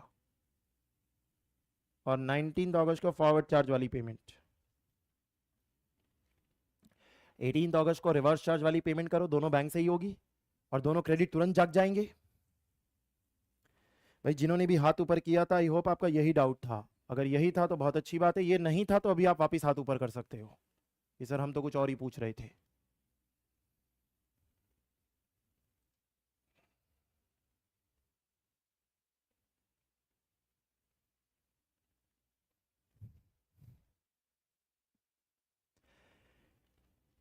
एटीन अगस्त को 4 एंट्रीज पास होगी, एकदम इजी, कॉपी पेस्ट होने वाला है। जो वहां 19 अगस्त को किया था वो यहाँ 18 अगस्त को करना है, और इसमें तो कुछ भी नया नहीं है, ये तो आप कर ही सकते हो आराम से।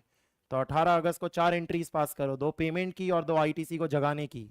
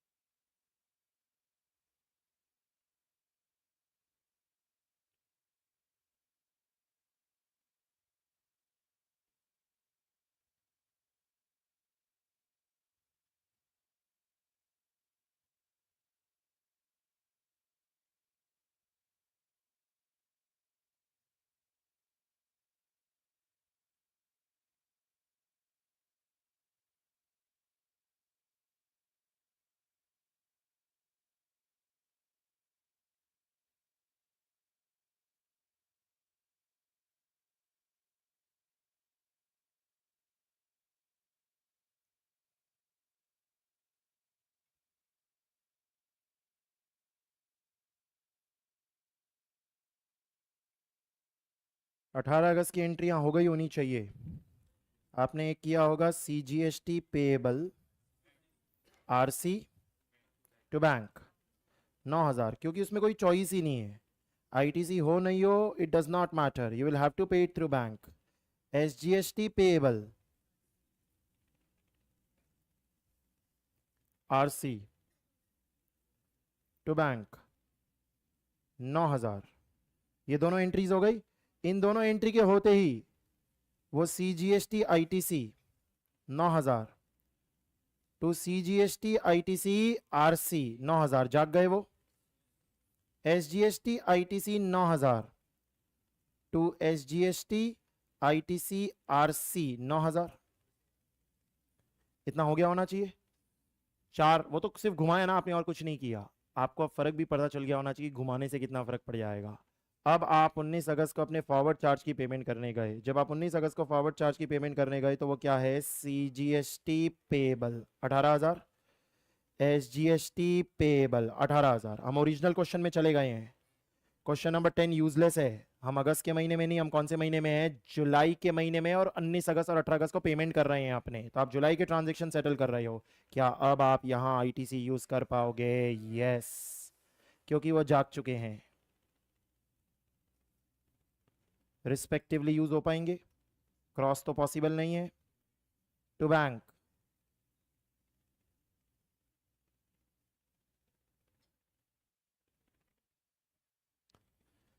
क्या ये करना ज्यादा बेहतर है या जो हमने किया था वो ज्यादा बेहतर है? ये करना ज्यादा बेहतर है। सर क्रिएट तो खाली टाइमिंग डिफरेंस हो रहा है, तो क्रेडिट मिल तो रही है, लेकिन जब आपने पहला वाला काम किया था अगले महीने डेफर हो गया था, क्योंकि पहले आपने नॉर्मल चार्ज वाला पेमेंट कर दिया, फिर रिवर्स चार्ज किया, तो जब वो जागा तब तक तो सब हो चुका था, इसीलिए वो अगले महीने कैरी हुआ। और इस वाले में क्या हुआ, आपने पहले समझदारी से रिवर्स चार्ज पे कर दिया तो आईटीसी तुरंत जाग गया, तो उसको इसी बार का नॉर्मल चार्ज पे करते वक्त आपने सेट कर लिया, और सेट कर लिया तो आपके लिए पैसा उतना कम लगा। तो बेहतर ये क्यों है, क्योंकि टाइमिंग डिफरेंस है, time value of money. Sir आज पैसा कम देना पड़ रहा है मुझे, कल पैसा ज्यादा देना पड़ रहा है, वो सब भी तो फर्क आता है ना। तो आप फाइनेंस में टाइम वैल्यू ऑफ मनी तो समझते ही हैं, तो उस लॉजिक से बेहतर क्या है कि आप पहले क्या पे करें, रिवर्स चार्ज, फिर क्या पे करें, फॉरवर्ड चार्ज। तो आप यहां लिखोगे रिकमेंडेड, तो यही है, एग्जाम में भी आप यही करोगे, रिकमेंडेड।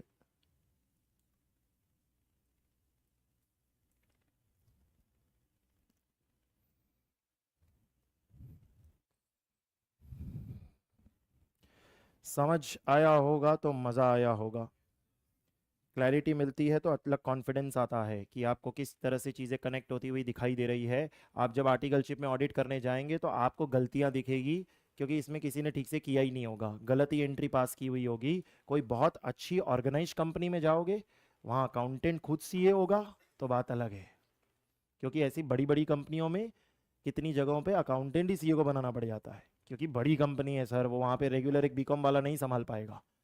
तो किसी ऐसी जगह जाओगे ना जहाँ कोई बीकॉम वाला संभाल रहा होगा या सिर्फ अपने हिसाब से कर रहा होगा, वहाँ आपको गलती मिलेगी एंट्रीज, और आपको उनको सुधरवानी पड़ेगी, यही आपका काम है जब आप ऑडिट करने जाओगे। तो एक्चुअली में कर ऑडिट रहे हो which is some other subject, check accounts कर रहे हो which is some other subject, but उसे चेक करने के लिए पढ़ रहे हो tax which is some other subject. तो सब अलग अलग सब्जेक्ट्स पढ़ के आप वहां पर लगाते हो, और उसी इनडायरेक्ट टैक्स में आपको डायरेक्ट टैक्स की भी दिक्कतें दिखनी शुरू हो जाएगी। इस तरीके से आप ऑडिट पढ़ते हो, तो इसीलिए तो हम अपने आप को एक हॉलिस्टिक नॉलेज वाला पर्सन मानते हैं ना, कि हमको हर चीज़ का आइडिया होना चाहिए। आपको ऐसा नहीं हो सकता वो नहीं पता है ये नहीं पता है, आपको पूरा कंटेंट क्लियर होना चाहिए। ये हमने रेगुलर स्कीम का आरसीएम कवर किया, रेगुलर स्कीम का आरसीएम कवर किया। मुझे और क्या कराना है, रेगुलर स्कीम का ईसीओ कवर कराना है, पर मैं वो नहीं कराऊंगा क्योंकि वो और टेक्निकल है और कॉम्प्लेक्स है, और आपका अभी जो लेवल बना है जितना जीएसटी का, उसमें आप वो हजम ही नहीं कर पाओगे, क्योंकि वहां 3 की बुक्स है, 2 की भी बुक्स नहीं है। और ईसीओ का ट्रांजेक्शन सर बहुत खतरनाक होता है, क्योंकि ईसीओ के ट्रांजेक्शन में खाली कमीशन ही नहीं होता, वो डिलीवरी चार्जेस, पैकिंग चार्जेस, उस पर अलग जीएसटी लगता है, उस पर 18% लगता है। जो रेस्टोरेंट वाली सर्विस होती है उस पर 5% लगता है, वो भी कहानियां है। फिर बहुत सारे और चार्जेस कटते हैं, पोर्टल के चार्जेस, वेब एक्सेस के, डोमेन नेम चार्जेस, ऐसे बहुत सारे चार्ज, उस पर अलग 18% जीएसटी लगता है। तो वो बहुत कंफ्यूजिंग अरीना है। अगर आप किसी ईसीओ का ट्रांजेक्शन देखोगे तो पागल हो जाओगे किस लेवल का उसके अंदर कॉम्प्लेक्सिटी है। तो हम वो यहाँ पर करने की अभी कोशिश नहीं करेंगे, इंटर ही पढ़ रहे हैं ना आखिर, अभी हम फाइनल नहीं पढ़ रहे हैं, तो मैं ईसीओ की आपकी जर्नल एंट्रीज नहीं करा रहा मैं, लेकिन आपको सीधे किस पे लेके चले जा सकता हूँ, कॉम्पोजिशन स्कीम, वो कर सकते हो आप, वो सॉर्टेड और इजी, और वो हमारे सिलेबस का इंपॉर्टेंट पार्ट भी है। तो देर भाई हम कॉम्पोजिशन स्कीम पे जा सकते हैं। हमने आरसीएम का डिस्कशन कर लिया, जर्नल एंट्रीज काम की नहीं है, आपको मैं बताऊं इस पूरे पेज में भले मैं 40 मिनट से बोल रहा हूँ, काम का खाली ये नोट है आपके लिए। क्या है नोट, आरसी किसके थ्रू पे करोगे, बैंक, आईटीसी यूज नहीं करोगे, और आरसी पे कर दोगे तभी उसका क्या मिलेगा, आईटीसी। ठीक है, कॉम्पोजिशन स्कीम समझाना स्टार्ट करता हूं आपको, नोट्स में आओ पहले। कॉम्पोजिशन स्कीम के बारे में थोड़ी डिटेलिंग देनी पड़ेगी, फिर ही आप उसकी जर्नल एंट्रीज वगैरह समझ पाओगे। तो जहां पर आप नोट्स लिख रहे थे वहीं कंटिन्यू कर रहे हो आप, पॉइंट नंबर 4 ही था ना कॉम्पोजिशन स्कीम, उसी को कंटिन्यू कर रहे हो।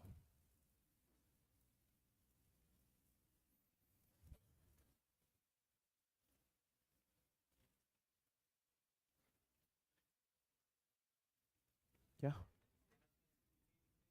हाँ वहां लिखते,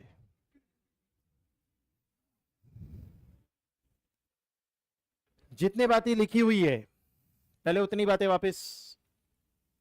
कॉम्पोजिशन स्कीम के लिए पहले आप क्या होनी चाहिए, रजिस्टर्ड, रजिस्टर्ड ही नहीं हो तो क्या स्कीम लोगे तुम, पहले रजिस्टर्ड होनी चाहिए। कौन से सेक्शन में ये स्कीम, सेक्शन नंबर 10, यानी सेक्शन 9 किसी काम का नहीं है, क्या काम का है, सेक्शन नंबर 10। ये अपने आप में एक चार्जिंग सेक्शन है, क्योंकि इसमें आ गए तो फिर इसके हिसाब से ही काम करोगे। सेक्शन नंबर 10 कौन इसमें आ सकता है, गुड्स वाला भी, सर्विस वाला भी। गुड्स वाले के लिए क्या बोला, टर्नओवर की लिमिट क्या होनी चाहिए, 75 लाख या 1.5 करोड़, और सर्विस वाले की लिमिट क्या बोली, 50 लाख।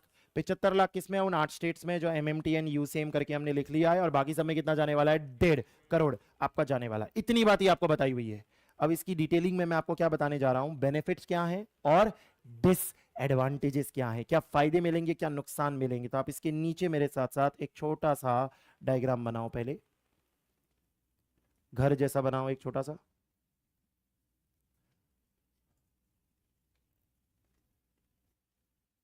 एक एरो घर में जाता हुआ, एक एरो घर से बाहर निकलता हुआ।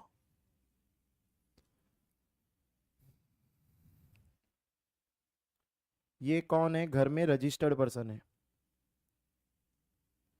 जिसने स्कीम क्या कर ली है? ऑप्ट।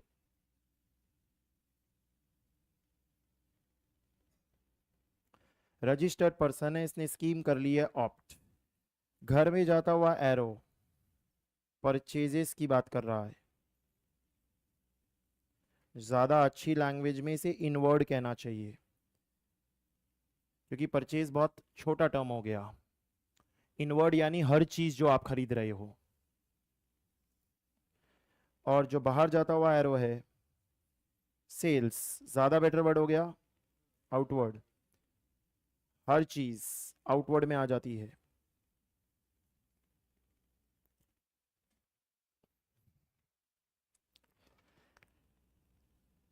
एक कॉम्पोजिशन स्कीम वाला आईटीसी नहीं ले सकता। बेनिफिट आया या डिसएडवांटेज आया? डिसएडवांटेज। क्या नहीं ले सकता? Input tax credit. 1 रुपए का भी इनपुट टैक्स क्रेडिट नहीं ले सकता। भूल जाओ, नो आईटीसी, नथिंग, कुछ भी अलाउड नहीं है। जितना सामान खरीदा होगा उसमें सारा आईटीसी उसके कॉस्ट का पार्ट बन जाएगा, यानी कि वो एसेट के रूप में बुक होने वाला नहीं है। वो एसेट लेजर नहीं, वो कैसा लेजर बन जाएगा? एक्सपेंस लेजर बन जाएगा, यानी वो पीएनएल में चला जाएगा, खर्चे के रूप में दिखेगा, आपको आईटीसी मिलने वाला नहीं है। तो ये नुकसान दिखाई दे रहा है आपको कि सर आपका आईटीसी चला गया। सेल करो तो इंटर स्टेट नहीं कर सकते।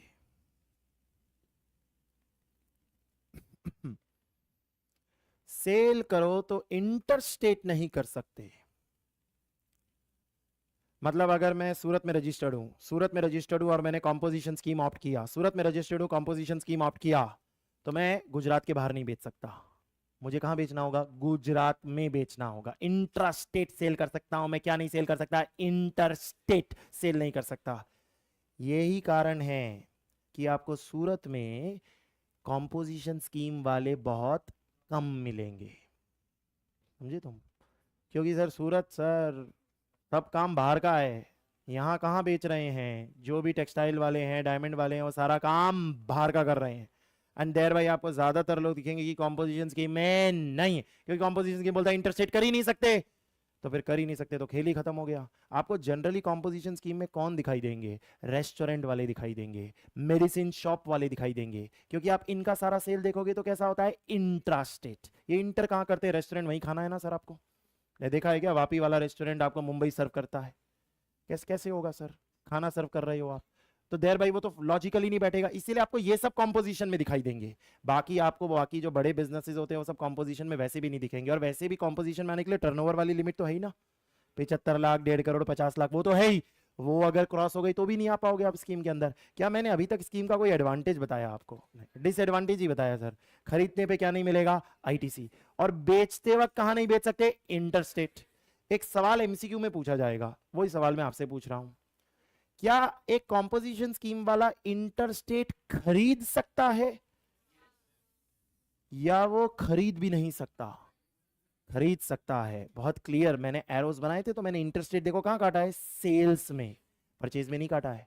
यानी कि वो परचेज तो दूसरे स्टेट से भी कर सकता है और परचेज तो अपने स्टेट से भी कर सकता है। दूसरे स्टेट से खरीदा होगा तो आईजीएसटी लगा होगा, अपने स्टेट से खरीदा होगा तो सीजीएसटी एसजीएसटी लगेगा। आईटीसी तो मिलना ही नहीं है ना, चाहे आईजीएसटी लगाओ या सीजीएसटी एसजीएसटी लगाओ। और बेच तो इंटरस्टेट सकता ही नहीं है, बेच तो वो सिर्फ क्या सकता है? इंट्रास्टेट ही बेच सकता है, वो यही बेच सकता है। सर फायदे तो दिख ही नहीं रहे हैं।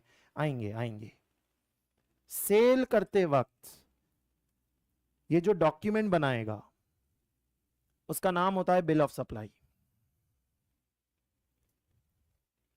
सेल करते वक्त जो डॉक्यूमेंट बनाएगा उसे बोलते हैं बिल ऑफ सप्लाई। जैसे हम panoramic education private limited registered है, हम कॉम्पोजिशन स्कीम में नहीं है, हम कॉम्पोजिशन स्कीम में नहीं है, तो हम जो सेल करते हैं उसमें आपको क्या डॉक्यूमेंट बना के देते हैं? इनवॉइस। इसे हम टैक्स इनवॉइस बोलते हैं, क्योंकि इस पे क्या लगा होता है? जीएसटी। तो क्या बोलते हैं? Tax invoice. कॉम्पोजिशन स्कीम वाला टैक्स इनवॉइस नहीं बनाता, क्या बनाता है? बिल ऑफ सप्लाई बनाता है। एक जमाने में इसे रिटेल इनवॉइस बुलाया जाता था, जीएसटी की दुनिया से पहले। जीएसटी जब से लागू हुआ तब से क्या कहा गया कि अगर जीएसटी लगा रहे हो तो क्या बनेगा, टैक्स इनवॉइस, अदरवाइज क्या बनेगा, बिल ऑफ सप्लाई। बातों बातों में बहुत इंपॉर्टेंट बात बोल दी मैंने, क्योंकि बिल ऑफ सप्लाई बन रहा है यानी can not charge GST from customer,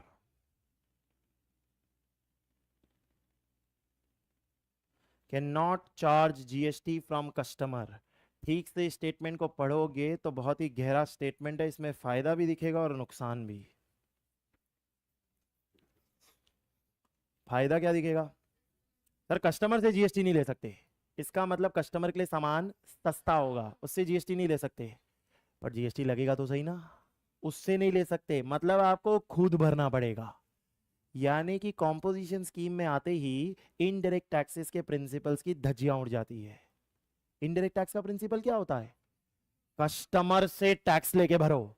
और हमने यहां क्या बोल दिया, कस्टमर से नहीं ले सकते, लेकिन भरना तो है ही ना, भरना तो है ही, तो कहां से भरना है, खुद के पॉकेट से भरना है। यानी composition scheme is an indirect tax which is actually behaving like a direct tax. ये बहरूपिया है, ये दिखने में इनडायरेक्ट टैक्स है, पर एक्चुअली में ये एक डायरेक्ट टैक्स। तो सर इसका मतलब फिर वो वाला डायरेक्ट टैक्स नहीं भरना पड़ेगा, अरे हलवा है क्या, और वो तो भरना ही है ना, क्योंकि भर तो इनडायरेक्ट टैक्स ही रहे हो। सिर्फ साउंड कैसा करता है ये डायरेक्ट टैक्स, तो ऐसा नहीं बोलोगे मैंने डायरेक्ट टैक्स भरना शुरू कर दिया है, भर तो अभी भी इनडायरेक्ट टैक्स रहे हो, लेकिन इसका बिहेवियर कैसा है, डायरेक्ट टैक्स है। सर सारे प्रिंसिपल्स की धज्जियां उड़ चुकी है, क्योंकि परचेज के वक्त आईटीसी नहीं मिला तो परचेज कॉस्ट का पार्ट बन गया, यानी जो एंट्री पास होगी वो purchase account to bank account हो जाएगी सीधे, कोई आईटीसी बुक थोड़ी होगा, तो परचेज में चला गया ना पीएनएल, वहां पे भी प्रिंसिपल डिस्ट्रॉय हो गया। और यहां पर आपने क्या बोल दिया, टैक्स कस्टमर से कलेक्ट नहीं करोगे तो सर खुद की जेब से भरोगे, खुद की जेब से भरोगे तो नॉमिनल अकाउंट बन गया, एक्सपेंस लेजर बन गया, और एक्सपेंस लेजर बन गया तो अगेन किस में चला जाएगा, पीएनएल। यानी कि ये तो पूरी तरह से आपके प्रिंसिपल्स को डिस्ट्रॉय करेगा। तो जैसे ही आपने लिखा can not charge GST from customer, उसके नीचे लिख रहे हो tax to be paid from own pocket,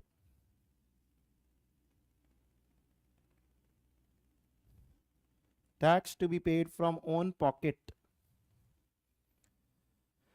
sir यहां पर एक फायदा भी दिख रहा है, एक नुकसान भी दिख रहा है। फायदा ये दिख रहा है कि कस्टमर बड़ा खुश हो जाएगा, कस्टमर अरे वही बढ़िया है यार, सस्ते में दे रहा है, जीएसटी नहीं लगा रहा है। लेकिन आप बड़े दिक्कत में आ जाओगे, क्योंकि आपको अपनी जेब से भरना पड़ जाएगा, आपको अपनी जेब से भरना पड़ जाएगा। तो सर ओवरऑल देखने जाए तो जितना अभी तक आपने बताया, फायदे इतने दिख नहीं रहे हैं जितने नुकसान ही नुकसान दिख रहे हैं।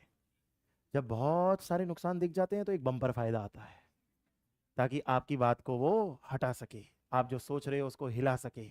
और वो बात क्या है, रेट ऑफ टैक्स।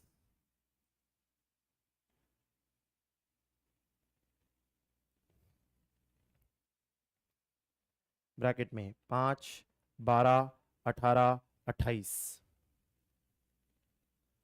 लिख के काट दो, ये नहीं लगेंगे, स्पेशल रेट्स लगेगी, छोटी रेट्स लगेगी, स्पेशल रेट्स लगेगी। मैंने आपको जब 5, 12, 18, 28 लिखाए थे तब कहा था ना सारी नहीं लिखाई है, मेन रेट्स लिखाई है तो और भी बहुत सारी रेट्स, तो उनमें से कुछ नई रेट्स बताने वाला हूं आपको जो कॉम्पोजिशन स्कीम में लगती है। Rate of tax, rate of tax trader के लिए अलग है,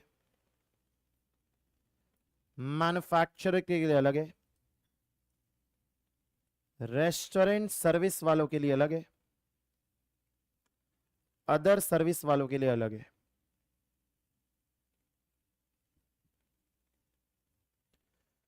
ट्रेडर ऑफ गुड्स के लिए अलग है, मैन्युफैक्चरर ऑफ गुड्स के लिए अलग है, रेस्टोरेंट सर्विस वालों के लिए अलग है, और अदर सर्विस वालों के लिए अलग है। क्या है वो बताऊंगा, उससे पहले एक बात, क्वार्टरली एडवांटेज,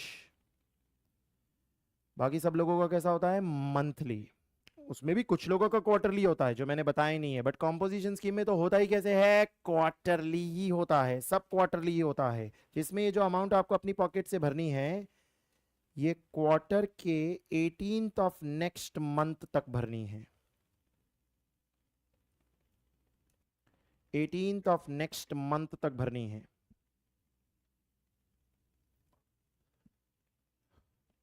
देखो रेगुलर स्कीम वाला साल में 12 बार पेमेंट करेगा, अप्रैल का कब तक करेगा, 20 मई, मई का कब तक करेगा, 20 जून, जून का कब तक करेगा, 20 जुलाई, ऐसे ही चलता रहेगा। यही लिखा रहा था मैं आपको। कॉम्पोजिशन स्कीम वाले को क्या बोला है, मंथली मंथली नहीं करना है तो कैसे कर ले, क्वार्टरली। अप्रैल मई जून का एक साथ कर दे, जुलाई अगस्त सितंबर का एक साथ कर दे, मतलब कितनी बार करना पड़ेगा, 4 बार। तो हमने पूछा अप्रैल मई जून का कब तक करें, तो इन्होंने बोला अप्रैल मई जून का उसके अगले महीने की 18 तारीख तक। तो 18 जुलाई, जुलाई अगस्त सितंबर 18 अक्टूबर, अक्टूबर नवंबर दिसंबर 18 जनवरी, जनवरी फरवरी मार्च 18 अप्रैल, ये ड्यू डेट हो गई आपकी पेमेंट करने की। तो आपको रिलैक्सेशन दे दिया गया और 4 डेट्स दे दी गई आपको पूरे साल की, जबकि बाकियों को तो 12 बार देना था पेमेंट। ये एक फायदा हो गया ना आपके लिए, माथा पच्ची कम हो गई आपकी, तो आपको क्वार्टरली करके दे दिया गया। क्वार्टरली बेसिस पे आप पे करें, क्वार्टरली बेसिस पे पे करें, जिसमें ट्रेडर कितना पे करेगा 1%, मैन्युफैक्चरर कितना पे करेगा 1%, रेस्टोरेंट वाला कितना पे करेगा 5%, एंड अदर सर्विस वाले कितना पे करेंगे 6%। 1%, 1%, 5%, 6%। बगल में आईजीएसटी लिख के काट रहे हो,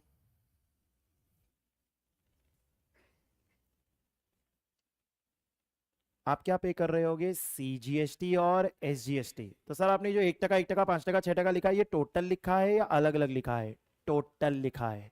इसका मतलब जहां 1 टका लिखा है, आधा टका सीजीएसटी और आधा टका एसजीएसटी, जहां 6 टका लिखा है 3-3, जहां 5 लिखा है 2.5-2.5, इसका मतलब यहां इसके नीचे लिखना ये हाफ प्लस हाफ है,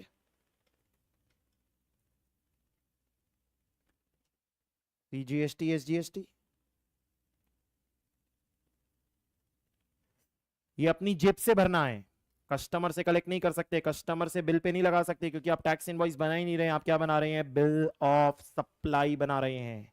तो कस्टमर से कलेक्ट नहीं करेंगे खुद। तो सर ये 1 टका 1 टका 5 टका 6 टका लगाना किस पे है, क्योंकि 1 टका 1 टका लगाओगे किस पे सर, लगाना भी तो होगा ना किसी चीज पे। और ट्रेडर और मैन्युफैक्चरर में दोनों में ही 1 टका है, तो फिर आपने अलग अलग क्यों लिखा, क्योंकि जिस चीज पे लगाया जाएगा वो अलग अलग है, भले रेट सेम है तो क्या हो गया। तो हमने पूछा ट्रेडर में किस पे लगाएं, तो ट्रेडर में लिखा गया 1% ऑफ टैक्सेबल सप्लाई पे लगाओ, यानी पूरे क्वार्टर में आपने जितनी टैक्सेबल सप्लाई की है उस पे लगाओ। हमने मैन्युफैक्चरर में पूछा तो बोला टर्नओवर पे लगाओ, रेस्टोरेंट वाले में पूछा तो बोला टर्नओवर पे लगाओ, अदर सर्विस में बोला तो बोला टर्नओवर पे लगाओ।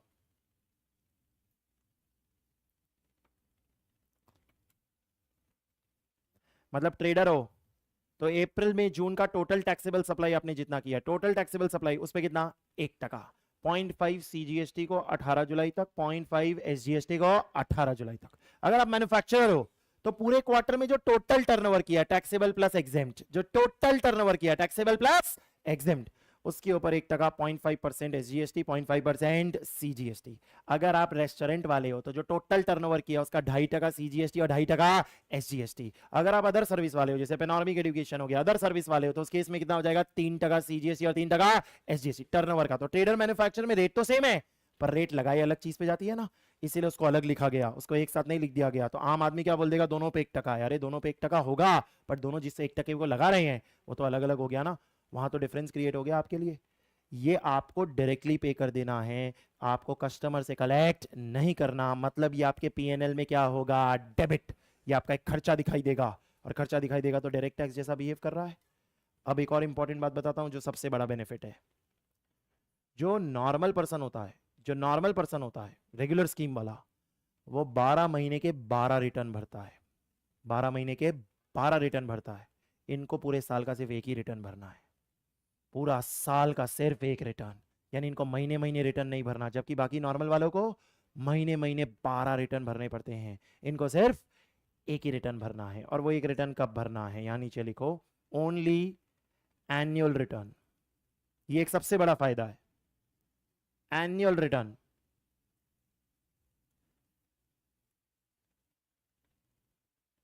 जिसकी due date 30th June of succeeding financial year, 30th June of succeeding financial year.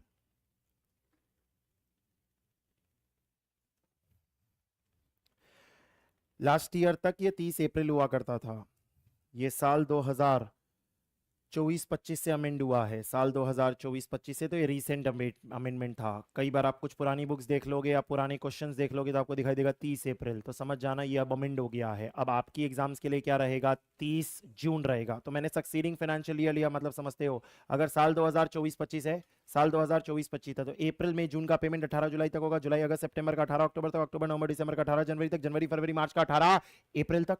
और फिर पूरे साल का जो रिटर्न है वो 30 जून 2025 तक फाइल करना पड़ेगा आपको। इस रिटर्न का नंबर है GSTR 4। GSTR 4, R stands for return, GST return number 4।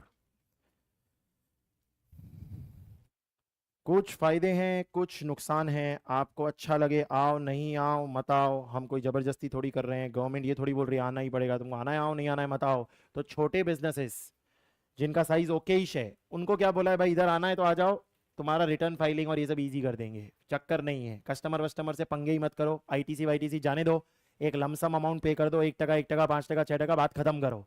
ज़्यादा हम उतरेंगे ही नहीं डिस्कशन में। तो देखो सर्विस वालों को ये दिखता है कि 18 टका कस्टमर पे लगाऊंगा, उसकी जगह कितना पे करना पड़ेगा, 6 टका। वो एक फर्क दिखाई देता है कई बार। तो देर भाई ऐसा लगता है बहुत बड़ा फर्क है, इससे मेरा सेल ही भर जाएगा, और सेल ही भर जाएगा तो देर भाई लोग ऑप्ट करने का मन बना लेते हैं। ज़रूरी नहीं है कि आप ऑप्ट ना करो, आप ऑप्ट करो, it is very much possible. तो हमने जब कंपनी रजिस्टर की थी तो पहले साल हमने ऑप्ट किया था, कॉम्पोजिशन स्कीम हमने ऑप्ट किया था, 50 लाख तक का हमारा टर्नओवर था, तो हमने ऑप्ट किया था। 2019-20 की बात है, जब कंपनी बनाई थी, आपको मैंने रजिस्ट्रेशन सर्टिफिकेट दिखाया था, तो हमने ऑप्ट किया था। क्यों? क्योंकि सर हमारा वैसे भी कोई ज़्यादा आईटीसी होता नहीं है, परचेज का धंधा है क्या, क्या आईटीसी होता है हमारा, जिन बेंच पे बैठे उस पे होता है, ये जो टीवी कैमरा वगैरह लगे इन पे आईटीसी होता है, बाकी तो कोई आईटीसी है ही नहीं ना, स्टॉक का काम नहीं है ना। आईटीसी किनका होता है, परचेज जो ज्यादा करते हैं। हमारा क्या, ये थोड़े एसेट्स ही हैं और तो कुछ है नहीं ना, सर्विस है। तो देर भाई कोई खास आईटीसी है नहीं।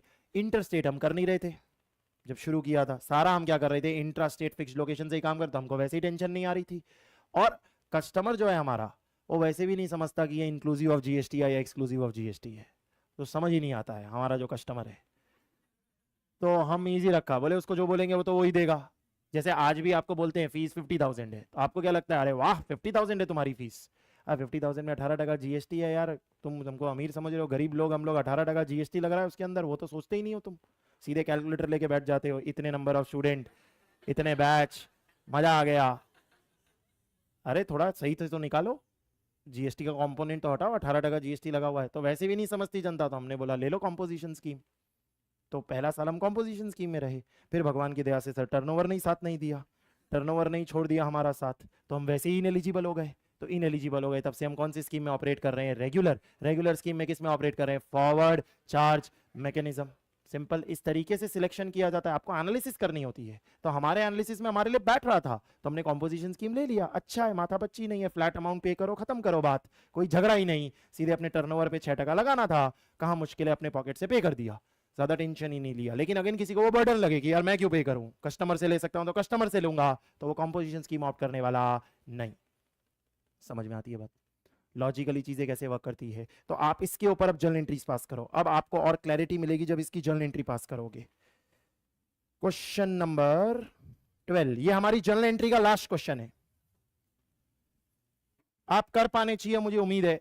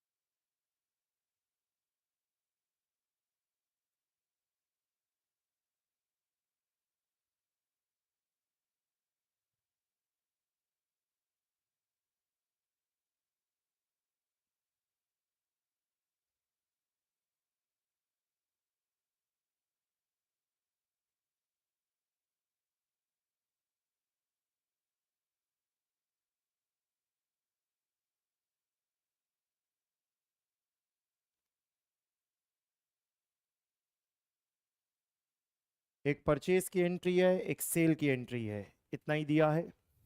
और उसके बेसिस पे आपको जर्नल एंट्रीज पास करनी है एंड देन पेमेंट कर देना है।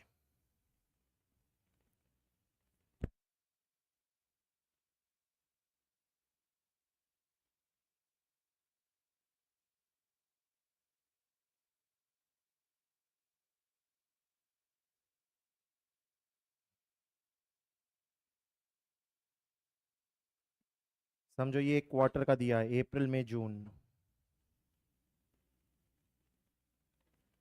कोई भी क्वार्टर ले लो, तो खाली लॉजिक के लिए लिख रहा हूं।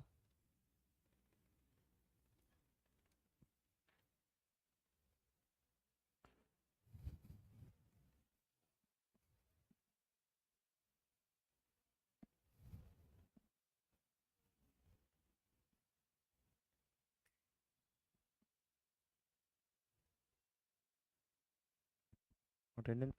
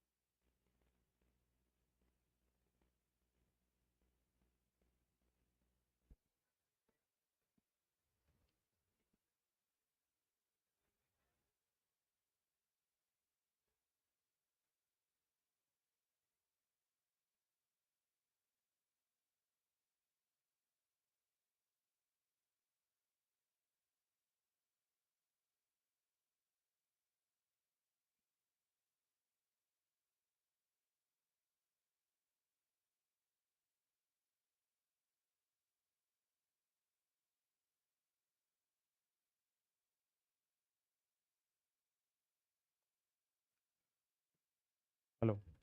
ओके, डिस्कस कर रहा हूं।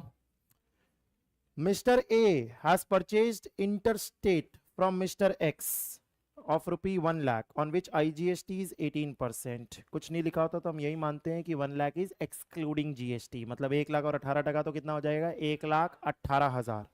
ये जो ए हैं वो उसकी जर्नल एंट्रीज पास करनी है in the books of manufacturer, यानी ए मैन्युफैक्चरर है यहाँ पर, उनकी बुक्स में पास करनी है। सर एक्स से आपको क्या मतलब है? एक्स तो रेगुलर वाला होगा जो सेल कर रहा है, तभी तो IGST लगा रहा है। तो आपने एक जर्नल एंट्री क्या पास की होगी? Purchase account debit 1,18,000 to bank 1,18,000, क्योंकि ये कॉम्पोजिशन स्कीम में है, लिखा है is a composition dealer under section 10, thereby आपको सीधे सीधे 1,18,000 बुक करना पड़ेगा एज एन एक्सपेंस। फिर बोला है he Mister X is clearly mention it on the invoice, इसका मतलब क्लियर कर रहे हैं कि एक्स से जो आपने खरीदा था उस पर IGST लिखा है, मतलब कि सामने वाला रेगुलर में था, आप भले कॉम्पोजिशन में हो। अब आपने इंट्रा स्टेट सप्लाई किया 18 टके की रेट वाला 2 लाख पे, क्या 18 टका मैटर करेगा? नहीं, क्योंकि वो रेट मैटर नहीं करेगा। अब जो आपकी रेट दी हुई है जो कोई भी तरह की गुड्स हो वो मैटर करेगा। तो आप 2 लाख रुपए की सेल करते हैं तो एंट्री क्या पास करेंगे? Bank account debit 2 lakh to sales 2 lakh, कोई GST चार्ज नहीं होगा इसके ऊपर। सिंपल एंट्री की जाएगी आपकी कि भाई 2 लाख रुपए में अपने कस्टमर को बेचा, बिल ऑफ सप्लाई बनाया होगा, GST चार्ज नहीं कर सकते आपको अपनी पॉकेट से पे करना पड़ेगा। अब पूरे क्वार्टर में यही ट्रांजेक्शन हुआ और कोई ट्रांजेक्शन ही नहीं हुआ, नहीं तो पूरा इकट्ठा करते ना हम, टोटल टर्नओवर निकालते, तो उसकी जरूरत ही नहीं पड़ी। 2 ही लाख आपका टोटल टर्नओवर है, तो 2 लाख का टोटल टर्नओवर है, तो 2 लाख पे आधा टका और 2 लाख पे आधा टका, 1,000 CGST एंड 1,000 SGST। ये आपको पे करना पड़ेगा, अपनी पॉकेट से पे करना पड़ेगा। जब आप अपनी पॉकेट से पे करोगे तो एंट्री क्या पास करोगे? CGST paid to bank 1,000 1,000, SGST paid to bank 1,000 1,000। Sir payable क्या होगा? पेड ही होगा ना, सीधे सीधे 18 तारीख को पे करोगे, कोई पेबल बुक थोड़ी हुआ है पहले कि आपने कोई पेबल बुक किया और फिर उस पेबल को पे करोगे, सीधे सीधे आपको पे कर देना है उसे, जिसके अंदर कोई ITC मिलने वाला नहीं है, मतलब it is paid through bank only. ऐसा ही RCM में लिखा है था आज, क्योंकि ITC होगा ही नहीं तो आप उसे यूज ही कैसे कर सकते हो? तो thereby it is paid through bank only. अब आपको ये खर्चा पीएनएल में दिख रहा होगा, तो पीएनएल में दिख रहा होगा तो अभी कहां दिख रहा होगा? अभी तो सीजीएसटी पेड टू बैंक है, एसजीएसटी पेड टू बैंक है, तो इसको पीएनएल में लेके जाना पड़ेगा। तो इसको राइट ऑफ करेंगे आप। राइट ऑफ करेंगे तो एंट्री क्या पास होगी? Statement of PNL debit to CGST to SGST 2000 हजार हजार, तभी तो पीएनएल के टू साइड दिखेगा ना। कोई भी खर्चा होता है वो ऐसे ही तो होता है, expenses paid to bank and then statement of P&L to expenses, statement of P&L debit 2000 to CGST 1000 to SGST 1000। यहां लिखोगे indirect tax that behaves like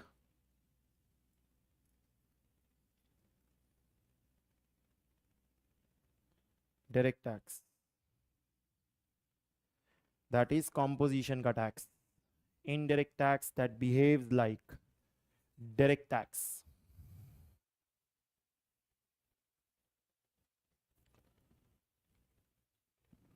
done. समझ आ गई होनी चाहिए चीजें किस तरीके से ये वर्क करने वाला है। एक छोटा सा सवाल पूछने का मन है मुझे। ये सवाल का जवाब मैं सिर्फ जैन 26 में जो अपीयर कर रहे हैं उन्हीं से एक्सपेक्ट कर सकता हूं, मई 26 वालों से नहीं कर सकता, क्योंकि मई 26 वालों को अभी तक डायरेक्ट टैक्स में पीजीबीपी का चैप्टर नहीं पढ़ाया है। हाँ मैं बोल, तू आज आज तू पढ़ा, माइक दूं तेरे को? तो मई 26 वाले खाली सुने, आपके मनोरंजन के लिए है, काम आपके भी लगेगा। जिस दिन आपको पीजीबीपी पढ़ाऊंगा तब आपको वहां पूछूंगा, तब आपको पूछूंगा याद है एक बार ऐसी कोई बात हुई थी, आपको तब पूछूंगा, और उस समय सितंबर वालों को चुप होने बोलूंगा। अभी जैन 26 वाले मुझे एक सवाल का जवाब देंगे कि सर ये 2000 रुपए पीएनएल के डेबिट साइड दिख रहा होगा, 2000 रुपए पीएनएल के डेबिट साइड दिख रहा होगा, इनकम टैक्स में पीजीबीपी निकालते वक्त, इनकम टैक्स में पीजीबीपी निकालते वक्त ये 2000 का खर्चा अलाउड रहेगा, यानी लेस रहने देंगे, या इसे आपको एड बैक करना पड़ेगा? सिंपल सा क्वेश्चन है, अलाउड रहेगा या इसे डिसअलाउ करके ऐड बैक करना पड़ेगा एज एन एक्सपेंस? ये पीजीबीपी में अलाउ किया जाएगा या नहीं किया जाएगा?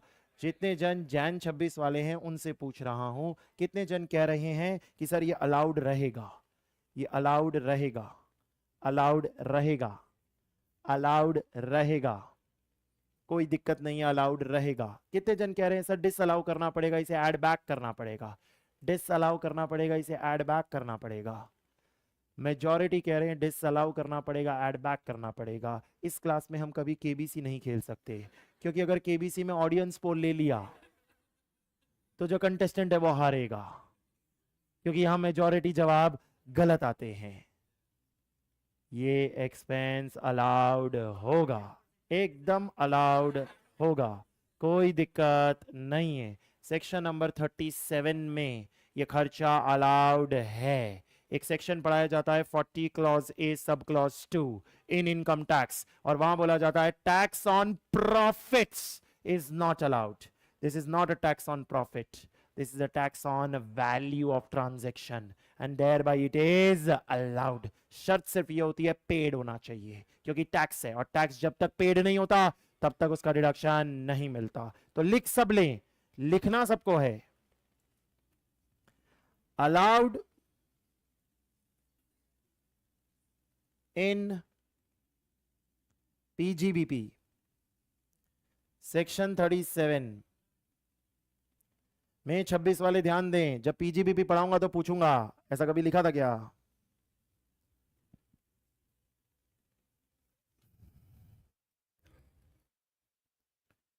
ये अगेन एग्जाम में यहां तो आएगा नहीं, लेकिन फाइनल में ऐसे क्वेश्चन काम के होंगे, क्योंकि यहां तो क्या डीटी का क्वेश्चन डीटी में आएगा, आईडीटी का आईडीटी में आएगा, लेकिन फाइनल में तो वो मिक्स करके आएगा, आईडीटी डीटी मिक्स करके दिया जाएगा। तो इसलिए फाइनल में और मजा आती है, क्योंकि फाइनल की क्लास में मैं आपको जब डीटी पढ़ा रहा हूं तो मैं कई बार आईडीटी भी पढ़ा रहा होता हूं, कई बार अकाउंट्स भी पढ़ा रहा होता हूं, कई बार ऑडिट भी पढ़ा रहा होता हूं, सब पढ़ा रहे होते हैं। क्यों? क्योंकि वो लिंकिंग के अंदर कनेक्ट कवर हो रहा है हमारा, तो वहां पढ़ने में ज्यादा मजा आती है, क्योंकि लिंकिंग में ज्यादा अच्छी एक्सपीरियंस मिलता है कि चीज़ों को हम किस तरीके से रीड करने वाले हैं। यहाँ इंटर में लिमिटेड ही जा सकते हैं, क्योंकि आप भी लिमिटेड ही हैं, तो मतलब लिमिटेड ही अभी बेसिक्स क्लियर हैं आपके, तो उतना ही हम डिस्कस कर पाते हैं। डन। जर्नल एंट्रीज हमने किसकी पास कर ली, कॉम्पोजिशन स्कीम की भी पास कर ली। ये जो 12 क्वेश्चंस मैंने आपको कराए, ये 12 क्वेश्चंस में से आपके लिए एग्जाम एंगल से देखूं तो मेरे लिए सबसे इंपॉर्टेंट क्वेश्चन क्या था, क्वेश्चन नंबर 1, क्योंकि वो कोर क्वेश्चन था आपका। 2 से लेके 12 तो मैंने आपका दिमाग खोलने के लिए किया है, सिर्फ दिमाग खोलने के लिए किया, और कोई ऑब्जेक्टिव नहीं था कि कम से कम आपको फ्लो समझ में आए, चीजें समझ में आए। जिसमें ईसीओ नहीं उठाया क्योंकि उससे दिमाग खुलेगा नहीं, बंद हो जाएगा, इसीलिए उसको उठाया ही नहीं कि उसको फाइनल में सिखाऊंगा कि ईसीओ की जर्नल एंट्रीज कैसे वर्क करती है। अभी तो खाली इंटर के लिए 4 सर्विसेज पे कैसे आपकी टैक्सेबिलिटी होती है, खाली वही बताना होगा। वो जब चैप्टर पे पहुंचेंगे तब वो 4 सर्विसेज को डिटेल में आपको ईसीओ की लाइबिलिटी के हिसाब से समझा दूंगा। उससे ज्यादा की अभी हमारी डी नहीं है। अब आप आ जाओ चैप्टर के फर्स्ट पेज पे, जहां आपका सिलेबस शुरू हो रहा है, पेज नंबर 1।